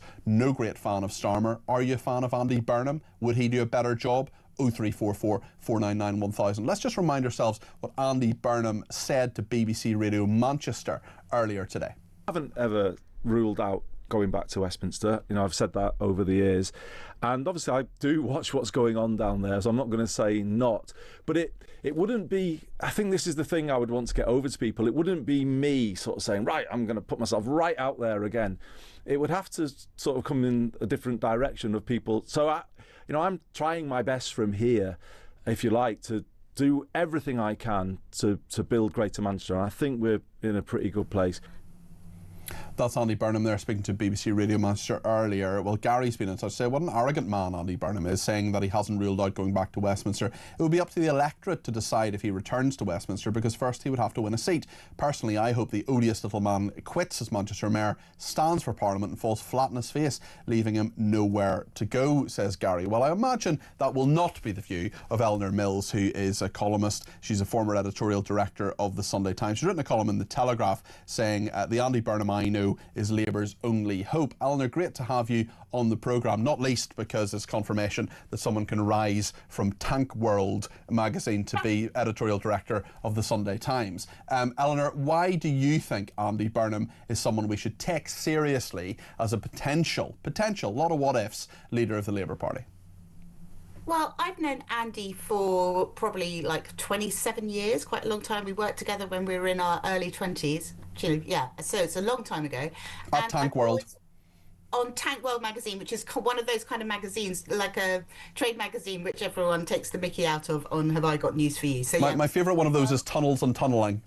No, it was the world's premier bulk liquid transportation publication, edited by Andy Burnham, and with me as his editorial assistant. It was a rocket publication. Brilliant. We shouldn't be snobby about this simply because we're looking down from Fleet Street, but I do think that's great. I know there's another publication called Tunnels and Tunnelling, which is perhaps along the same lines. Maybe some of the tanks could go through those tunnels. Anyway, back to Andy Burnham. Can he tunnel through, and can he put his tanks on Keir Starmer's lawns? Well, I think he could. I mean, I've been involved in politics, and as you know, as a pundit at a newspaper and as a columnist for a very long time.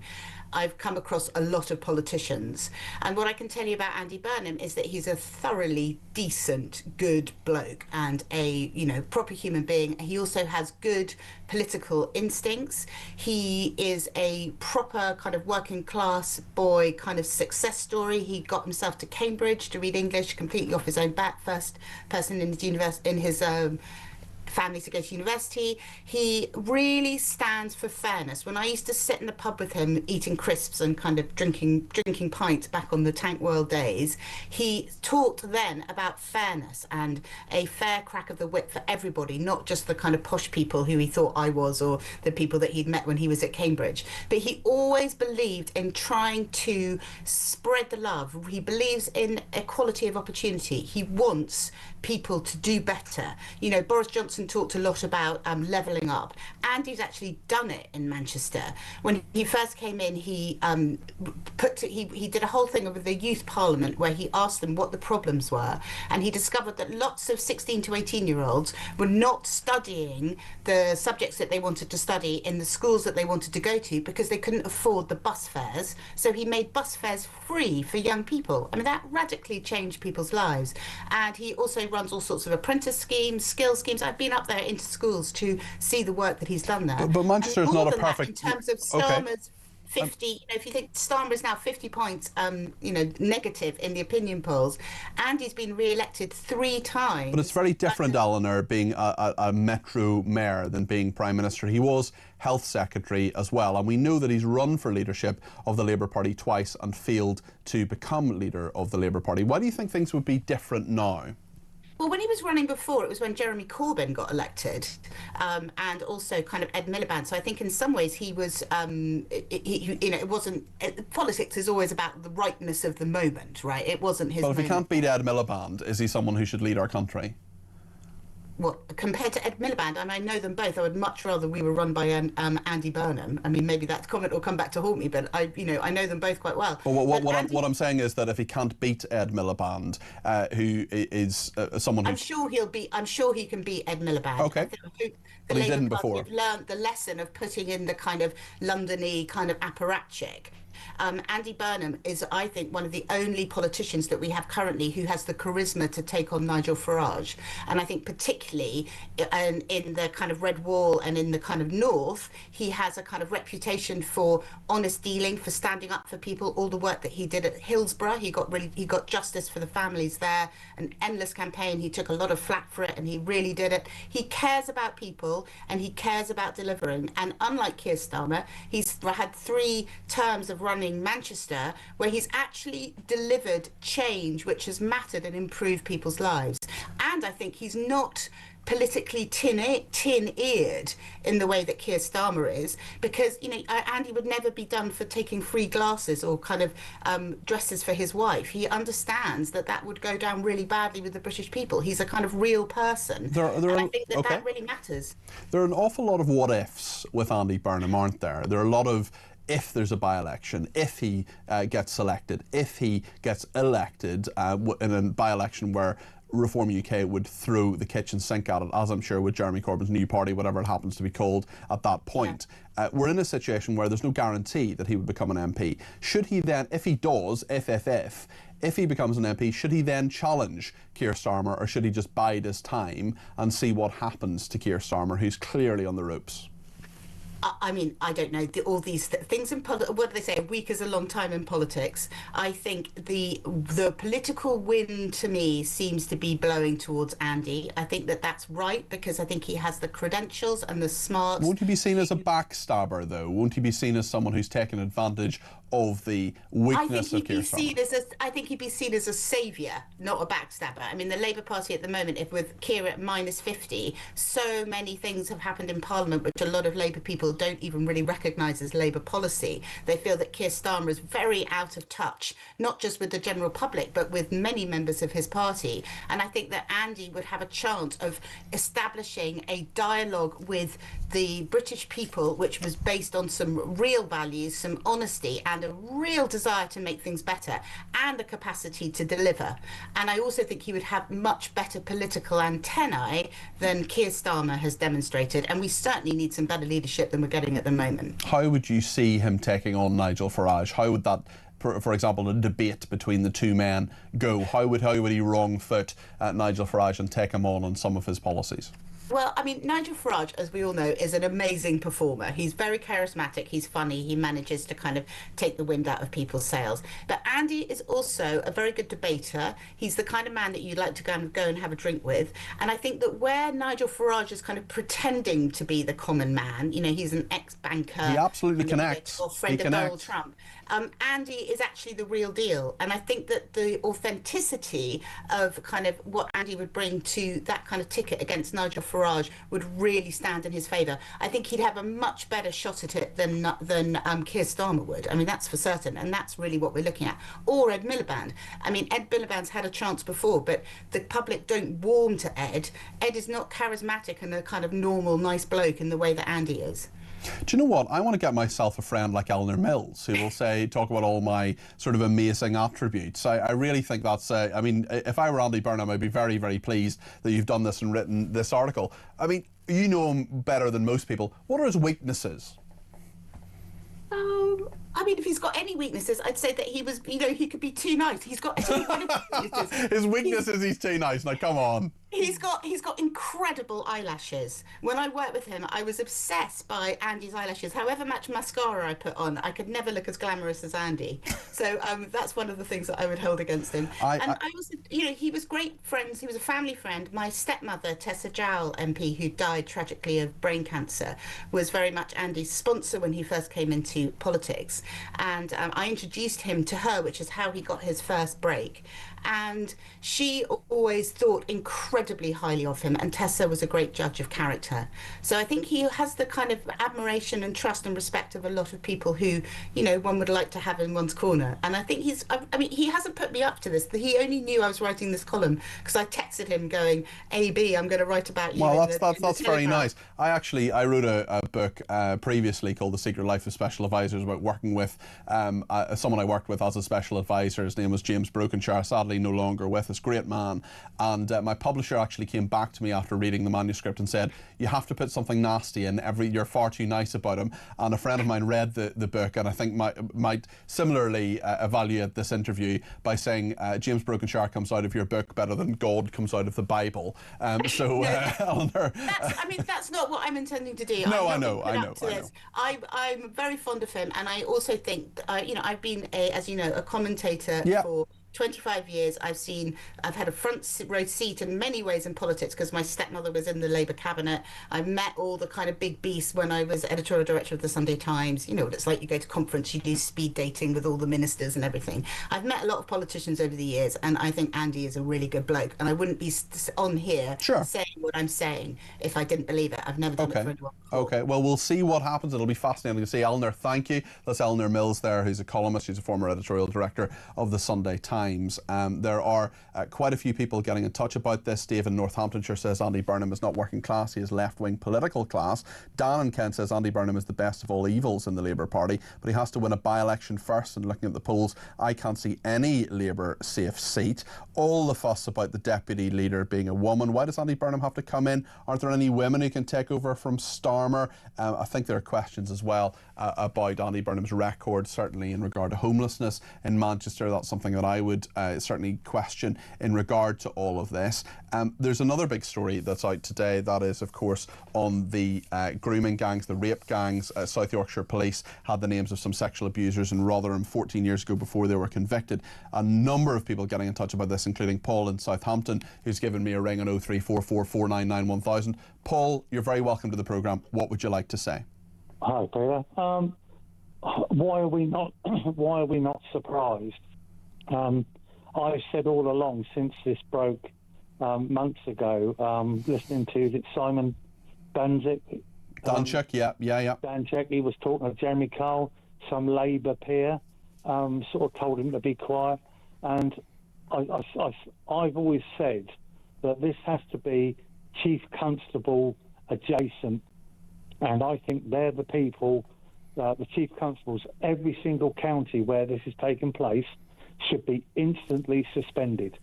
Past and present, they should be suspended. Why should a current Chief Constable be suspended for something that might have happened 25 years ago, Paul? Well, the current Chief Constable has been in place for more than 1 or 2 years, and this has been going on right up to, and they say it's even going on now.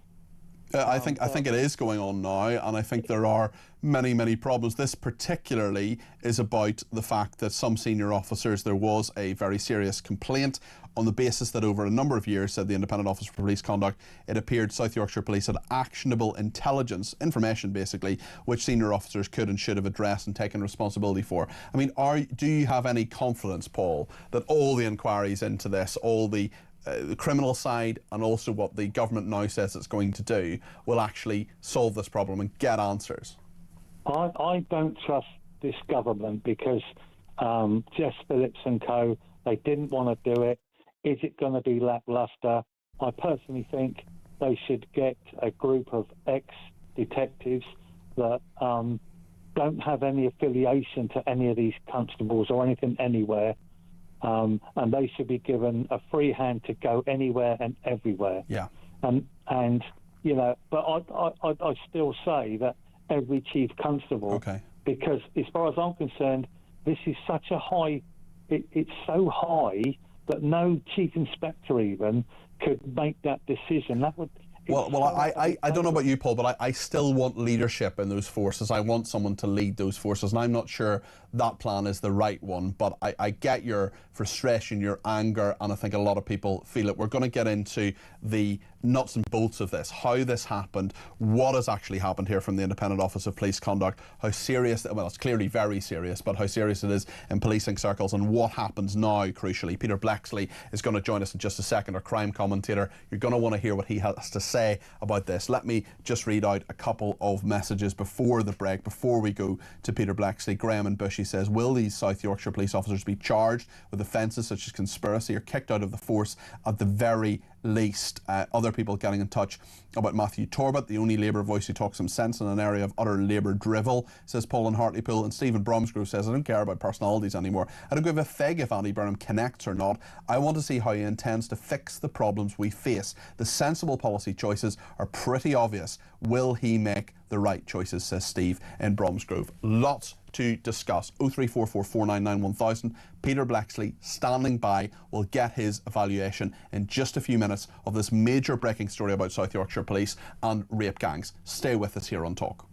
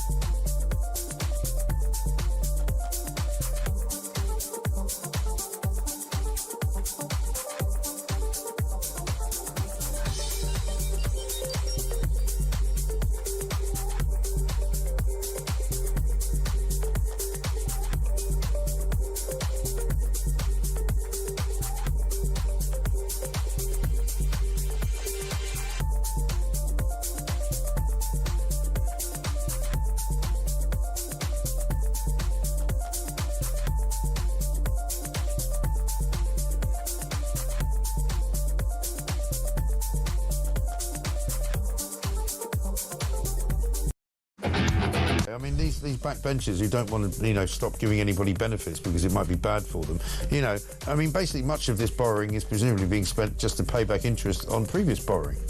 That's right. We're borrowing to pay the interest and to pay ever higher public sector pay rises, which is one of the main reasons that inflation is stubbornly high at 3.8%. That's what's worrying the Bank of England's Monetary Policy Committee.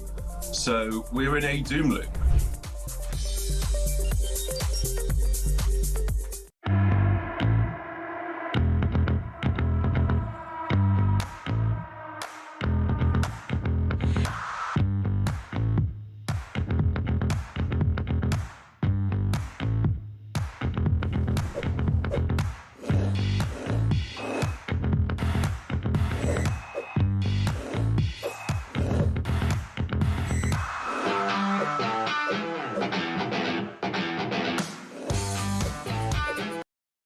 Across the UK, on DAB+, on your smart speaker, on your smart TV, and on your side.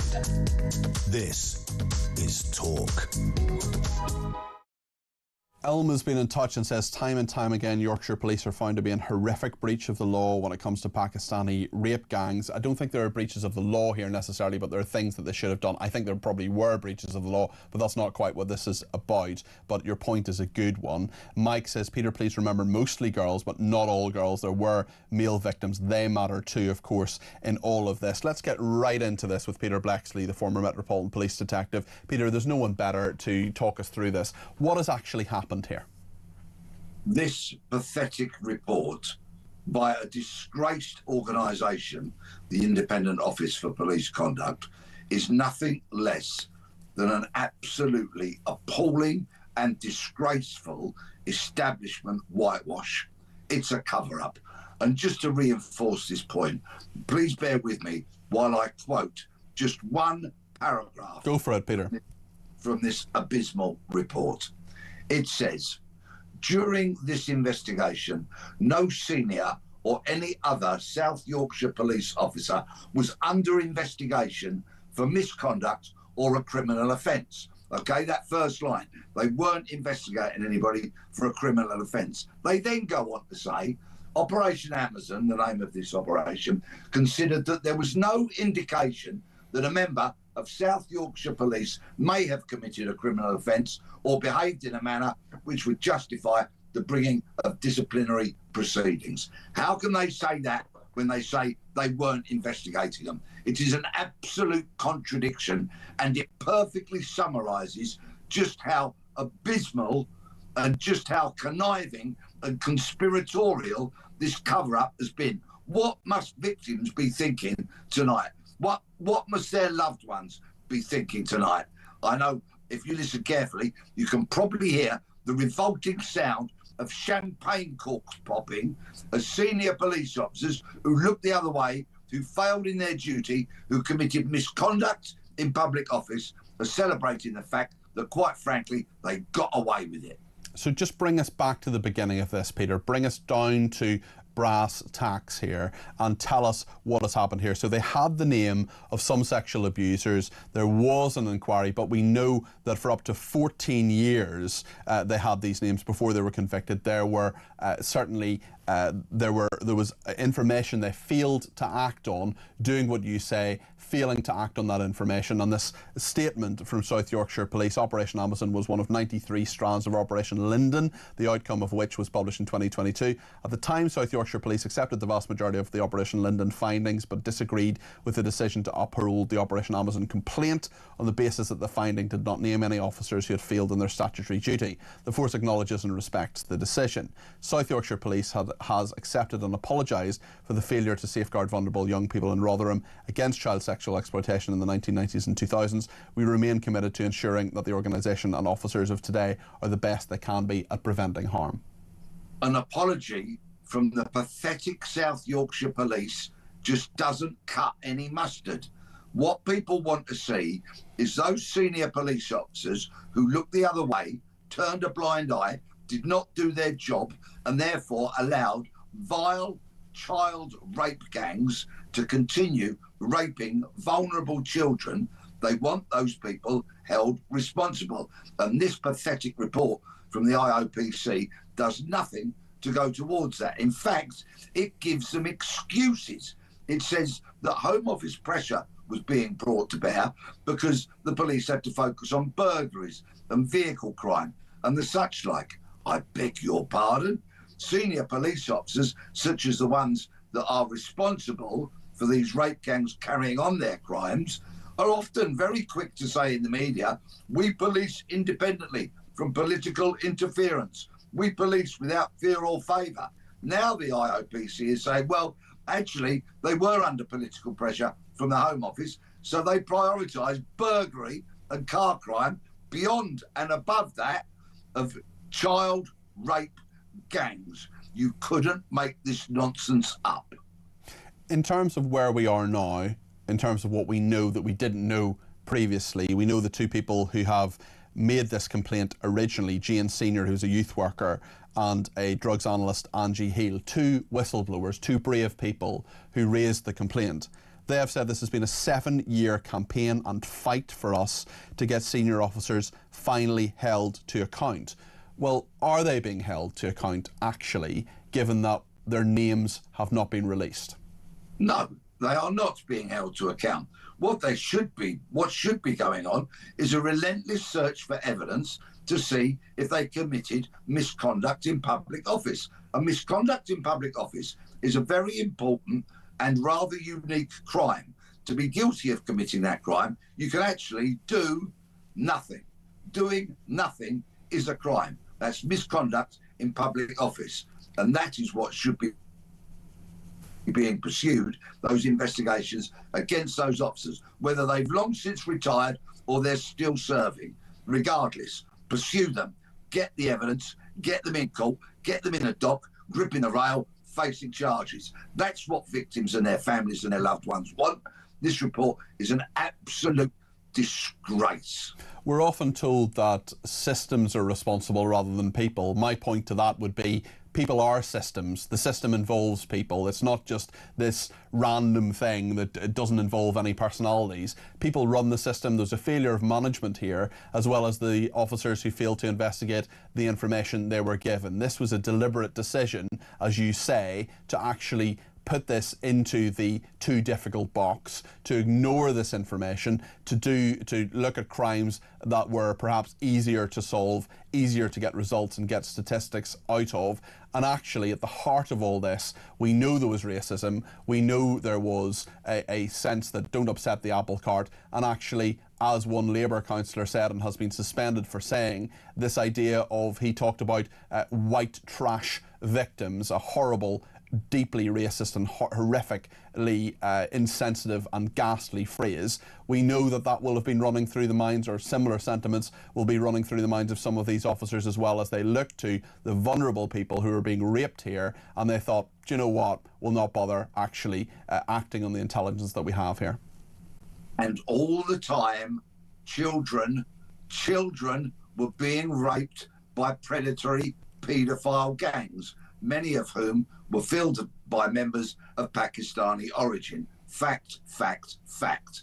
And the fact that the people look the other way, I don't know how they can sleep at night, these people, with their gilt-edged senior officer police pensions, probably their King's Police medals nestling in the cupboard next to their bed. I don't know how they can look themselves in the mirror every morning. My sincere hope is that the National Crime Agency, who are still investigating many, many crimes of alleged rape gangs operating against children, can take this under their umbrella and go and look for those senior officers and get the evidence and get them facing charges, because the Independent Office of Police Conduct has once again fundamentally proven that it is useless and not fit for purpose. It is an establishment body. And tonight, my contempt for that body runs very, very deep indeed. And this is why we live in a low trust society. It's exactly the reason why people do not trust governments. councils, public bodies and as such. And inquiries into sexual abuse, which may be set up in the next few months, Peter, because the problem is here that you've got an absolutely blindingly clear case where people should be named, should be held to account, should be publicly shamed for not acting on intelligence which they knew could lead to convictions of rapists of children, but nothing was done. And now we go into a public inquiry or some form of inquiry that the government will eventually set up, a national inquiry, and people will not have faith in that inquiry because they will see, even today, even on the 19th of September, how people are being protected here. And another true indicator of how cowardly the IOPC is, this summary of the investigation does not have a name attached to it, just a face emoji. No name attached to it. They're too scared for any of their staff to put their name to it. Yeah, it says it all, really. Peter, thank you for your analysis as always. That's Peter Blexley there, who is our crime commentator. He's a former Metropolitan Police detective. Richard's been in touch and says, I apologise in writing to the police twice for going 9 miles an hour over the speed limit. What do you think happened? It's now time for a savage pursuit and attack of the South Yorkshire Police on behalf of these poor children. And a peaceful attack, of course, as Richard is indicating there. Clive in Solihull says, regarding the rape gang's latest news, of course they knew. I'm waiting for Jess Phillips to react and shout loudly for an investigation and say how troubled she is, as she always does. Oh, hang on a second. She doesn't these days, does she? Lots more reaction to Andy Burnham as well. Jane says there are many people who don't rate Andy Burnham. Ask your audience who are in his area. If you're in the Manchester area, you want to talk about Andy Burnham, whether you think he's a good mayor, by all means, give me a shout. Stephen in Lincolnshire has been in touch and says, when will we be told the number of illegal migrants flying in from France and whether they will be able to bring their families? And if there are thousands of would-be migrants in France that have been approved, won't they have a case to fly to the UK regardless of how many we return to France? And why are these approved migrants in France our problem anyway? Roger says, isn't the one in, one out scheme a bit unfair, bordering on racist perhaps? Who makes the decisions on who stays and who goes? Graham in Bushy says, I wasn't sure whether the Red Arrow flypast and marching bands were for Trump or for Labour celebrating the deportation of the first illegal migrant back to France. And Mick has been in touch about your party. He says it was always destined to fail. It's full of narcissists, and Sultana always wanted to be in charge and no chance with the lefty magic grandpa, who is of course a frequent nickname for Jeremy Corbyn. Mick, thank you for that. Thanks to everybody who's been in touch. We're going to take a peek inside the Sun in a minute. John Lucas is standing by. We'll find out what they're talking about tomorrow. No doubt the migrant news will feature in the paper. We'll get your views as well. There's plenty of time between now and 7 o'clock when Kevin O'Sullivan takes over to get your call in 0344 499 1000.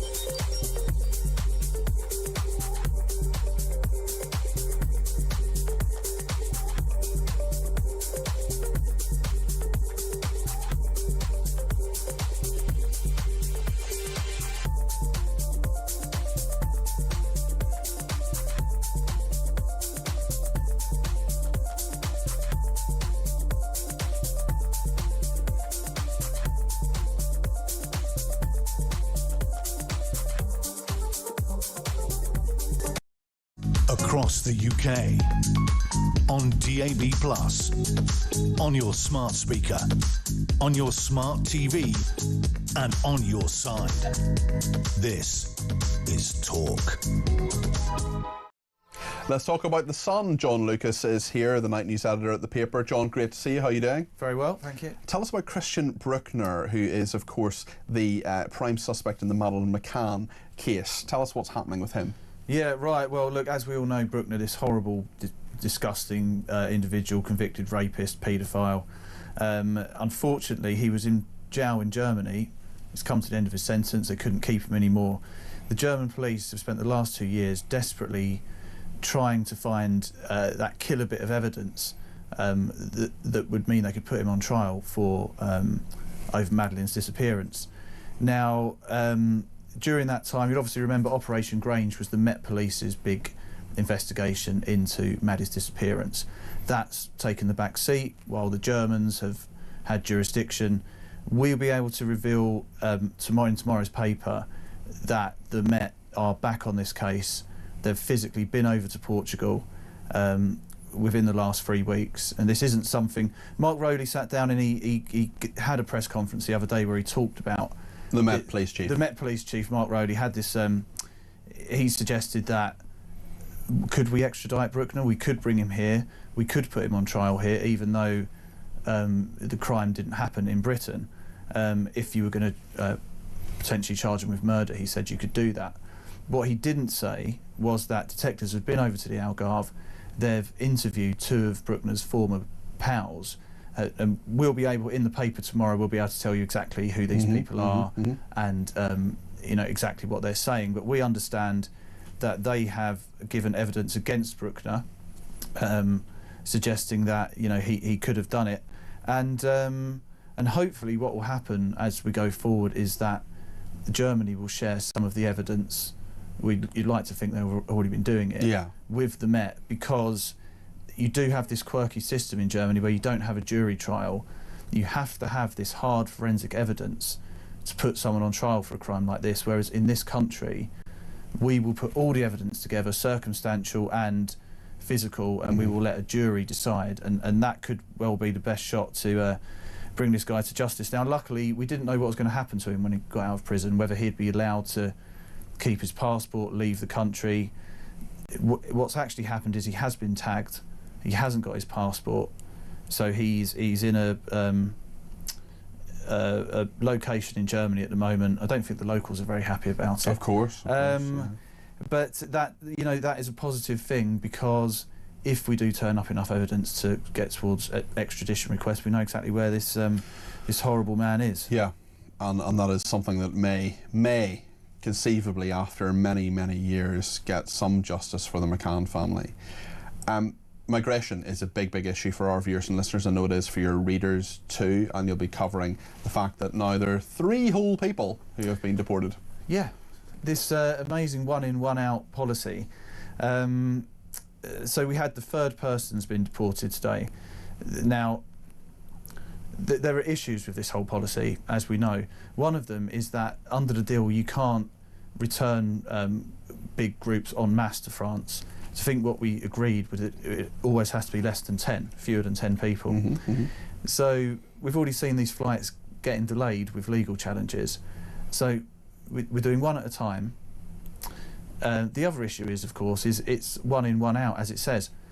So one migrant will be sent back, and another one who qualifies better, because I think it's because they have family here, will come back in. So I mean, the net effect is... And actually, with the Indian migrant who went yesterday, for example, Eritrean today, and I think one other person as well, with the Indian migrant, well, France may well extradite that person to India, which we could have done, but instead we sent them back to France. So how well this policy works, I'm sure, is going to be under the microscope. I know, and David Lammy's, I mean, he's you know, he's been out there hailing this deal today, and people in France, we've seen literally columns of people heading to the beaches, migrant smuggling gangs, shoveling them onto... they're not deterred. Onto boats, they're not deterred. And we estimate it's 400 to 500 have arrived today. It doesn't make any sense. It's not a long-term solution. Yeah. Tell us about the fact that the Royal Navy has only got one admiral, and it's on course to have no admirals for the first time in its history. This is interesting. Yeah, well, this is not great for the Navy. Obviously, one of the solutions people say to the small boats crisis is get the Navy out on the channel. People often say this, though, don't they? They say send in the army where there are all sorts of issues, or send in the armed services. They're not that big, and they've got quite a lot to do. Yeah, well, our armed services are shrinking all the time. The Navy is. We've done lots and lots of stories about various, aircraft carriers and other ships being taken out of service. Often they don't carry aircraft at all. No, they don't, and we're down to one admiral, which is shocking. So. This is Admiral Sir Keith Blunt, so he's the only officer to hold the rank, and next year he's due to step down. So Britain faces the prospect of having no admirals in its navy for the first time since 1297 is when this happened. So we had 38 admirals during World War II, 7 during the Falklands, we had 8 under Henry VIII. Wow. So this rank goes back all this way. Fascinating. And something else that's shrinking is the size of a Terry's chocolate orange. Yes. Yeah. You're angry. This has caused the most anger in the Sun's newsroom today when this comes to light. Yeah. So chocolate oranges, the classic staple of many of our diets, because you get one of your 5 a day. It's one of your 5 a day.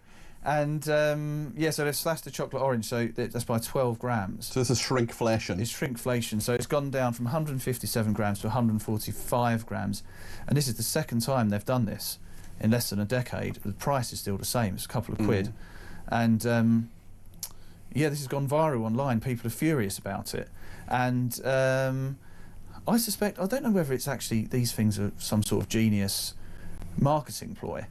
Because we've done it recently, we've done it with Kinder Buenos, loads of Cadbury's treats. But whenever it happens, I see them, they start appearing on the desk. Yeah, because people have start, gone, it's in their head. They've nipped down to the shops and they've still bought these chocolate oranges. The question is, do you get a discount if there's superficial damage to the box as well on the Terry's chocolate orange? That's my question.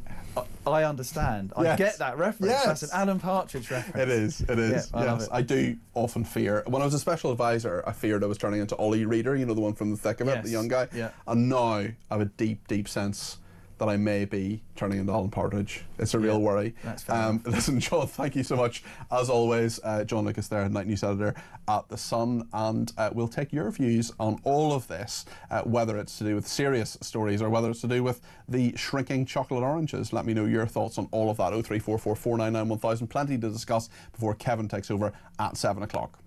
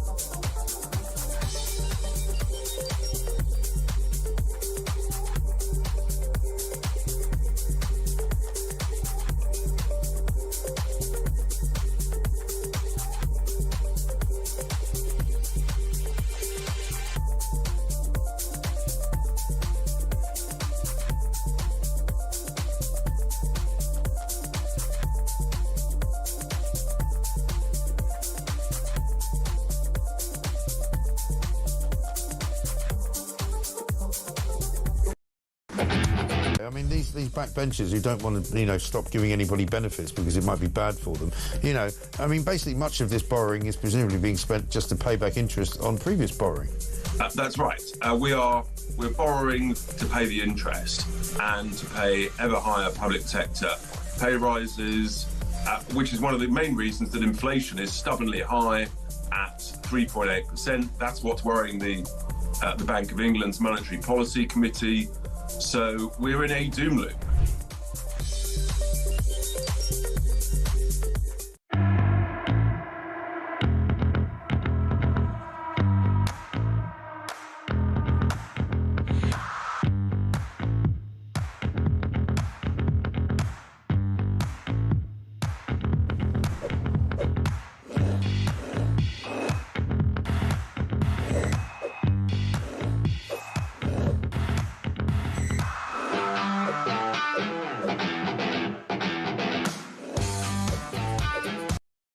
Across the UK, on DAB+, on your smart speaker, on your smart TV, and on your side.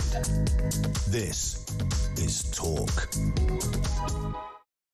Thank you to Elisa in Chelmsford, who says, regarding Palestinian statehood, it disgusts me Labour politicians care more about appeasing bullying voters rather than having moral clarity. Instead of standing with Israel, a tiny democracy fighting for its very survival, says Elisa, they side with those who wish that people like me be wiped off the face of the earth. There's only about 270,000 Jews in the UK, so clearly don't believe us Jews are worth supporting, says Elisa. He also says, how am I supposed to find time to read your book when Talk has so many fabulous programmes? It's a dilemma many will face, I hope.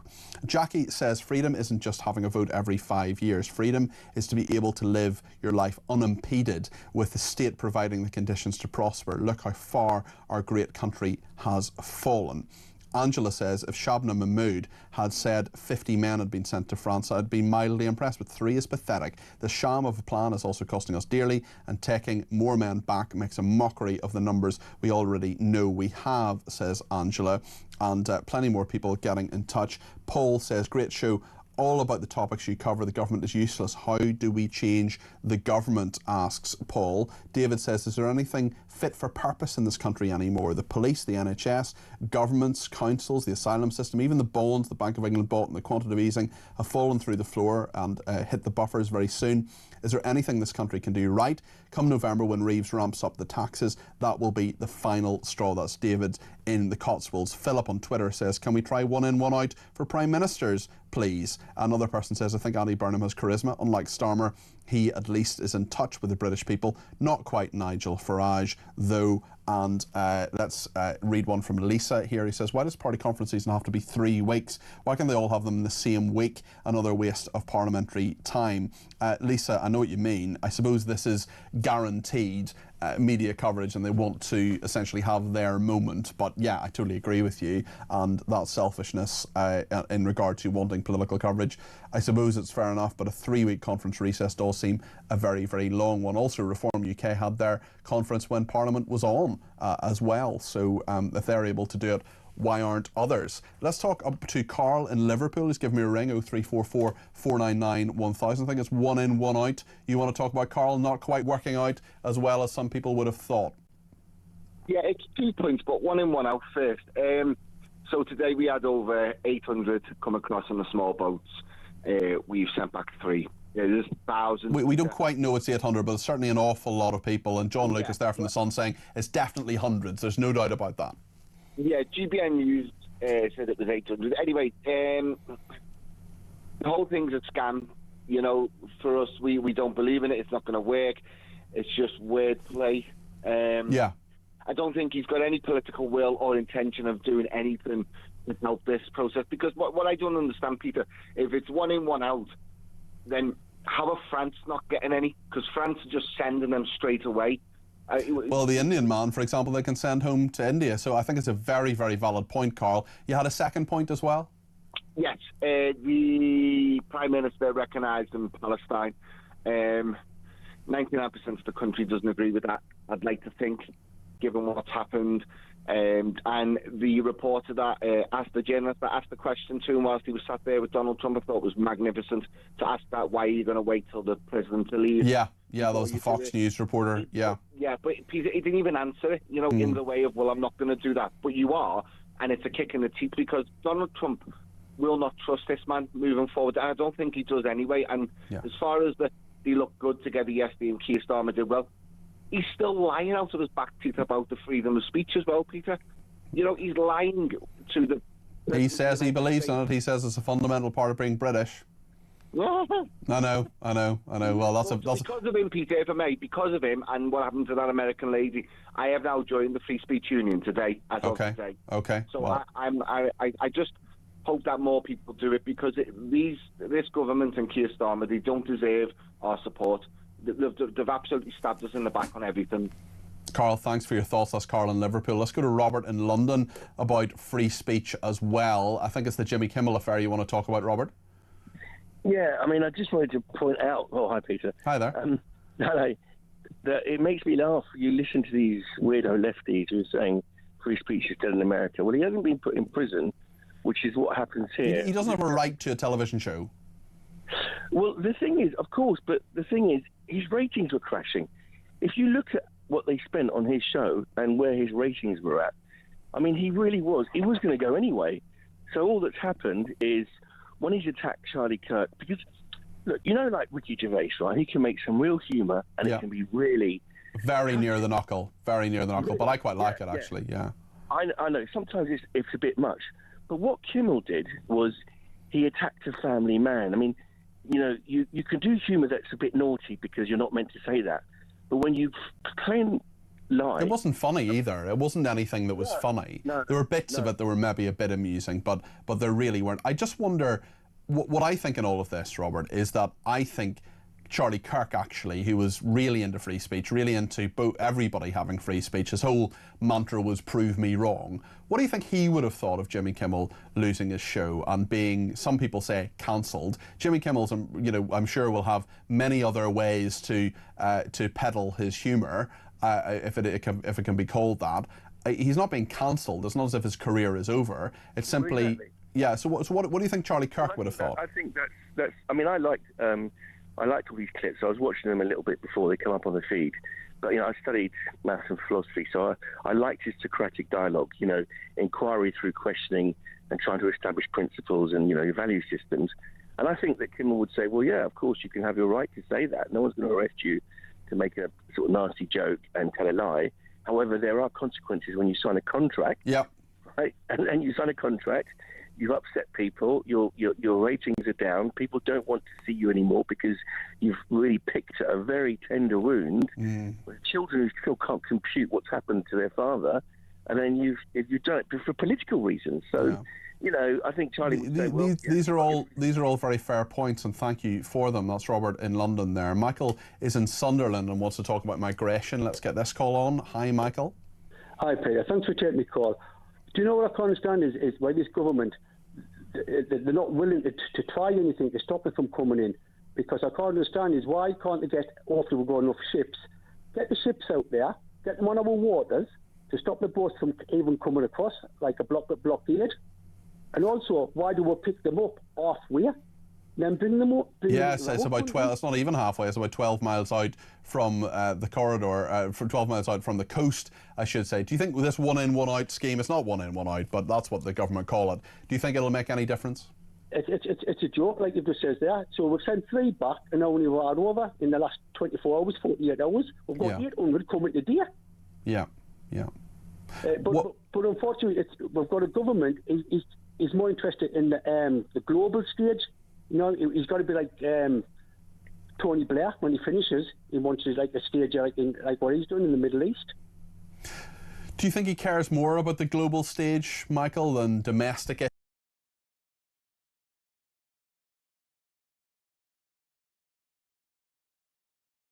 Do you know what I mean? Were you second? Were you third or fourth down in the list? I'm from Sunderland in the North East, and he wants to come and try to live up here. Do you know what I mean? Never mind. Like, I've refused, and my friends have donated to the RNLI and we're up in the North East, but the money are probably getting siphoned down to help them and buy more boats. Yeah. Yeah. Listen, Michael, thanks so much for your points there. Thanks to everybody who has rung me today. I'm sure there are many more points. We could go on for a lot longer. I'm sorry everybody who's rung can't get on today. We just had so many different stories, including that breaking story about South Yorkshire Police. I'll be back tomorrow between 10 and 12:30, and we'll make sure we continue the conversation there. But in the meantime, between 7 and 9 in this studio, and indeed 9 and 10 with what just happened, is Kevin O'Sullivan. Hi, Kevin. Hello, Peter. At 8 o'clock in an hour's time, I sat down with Lucy Connolly yesterday for best part of an hour. Yeah. We will play an excerpt. We'll play 10 to 20 minutes, something like that. We'll also play more of it in what just happened, because she talked about Charlie Kirk. She was hoping to meet Charlie Kirk, but obviously never managed to do it. So we've got a kind of American angle there, but she tells the whole story, so that's at 8 o'clock. Meanwhile, we've got a slew of exclusives. We'll be covering the Rotherham story, of course, later. We've got video of Shabana Mahmood.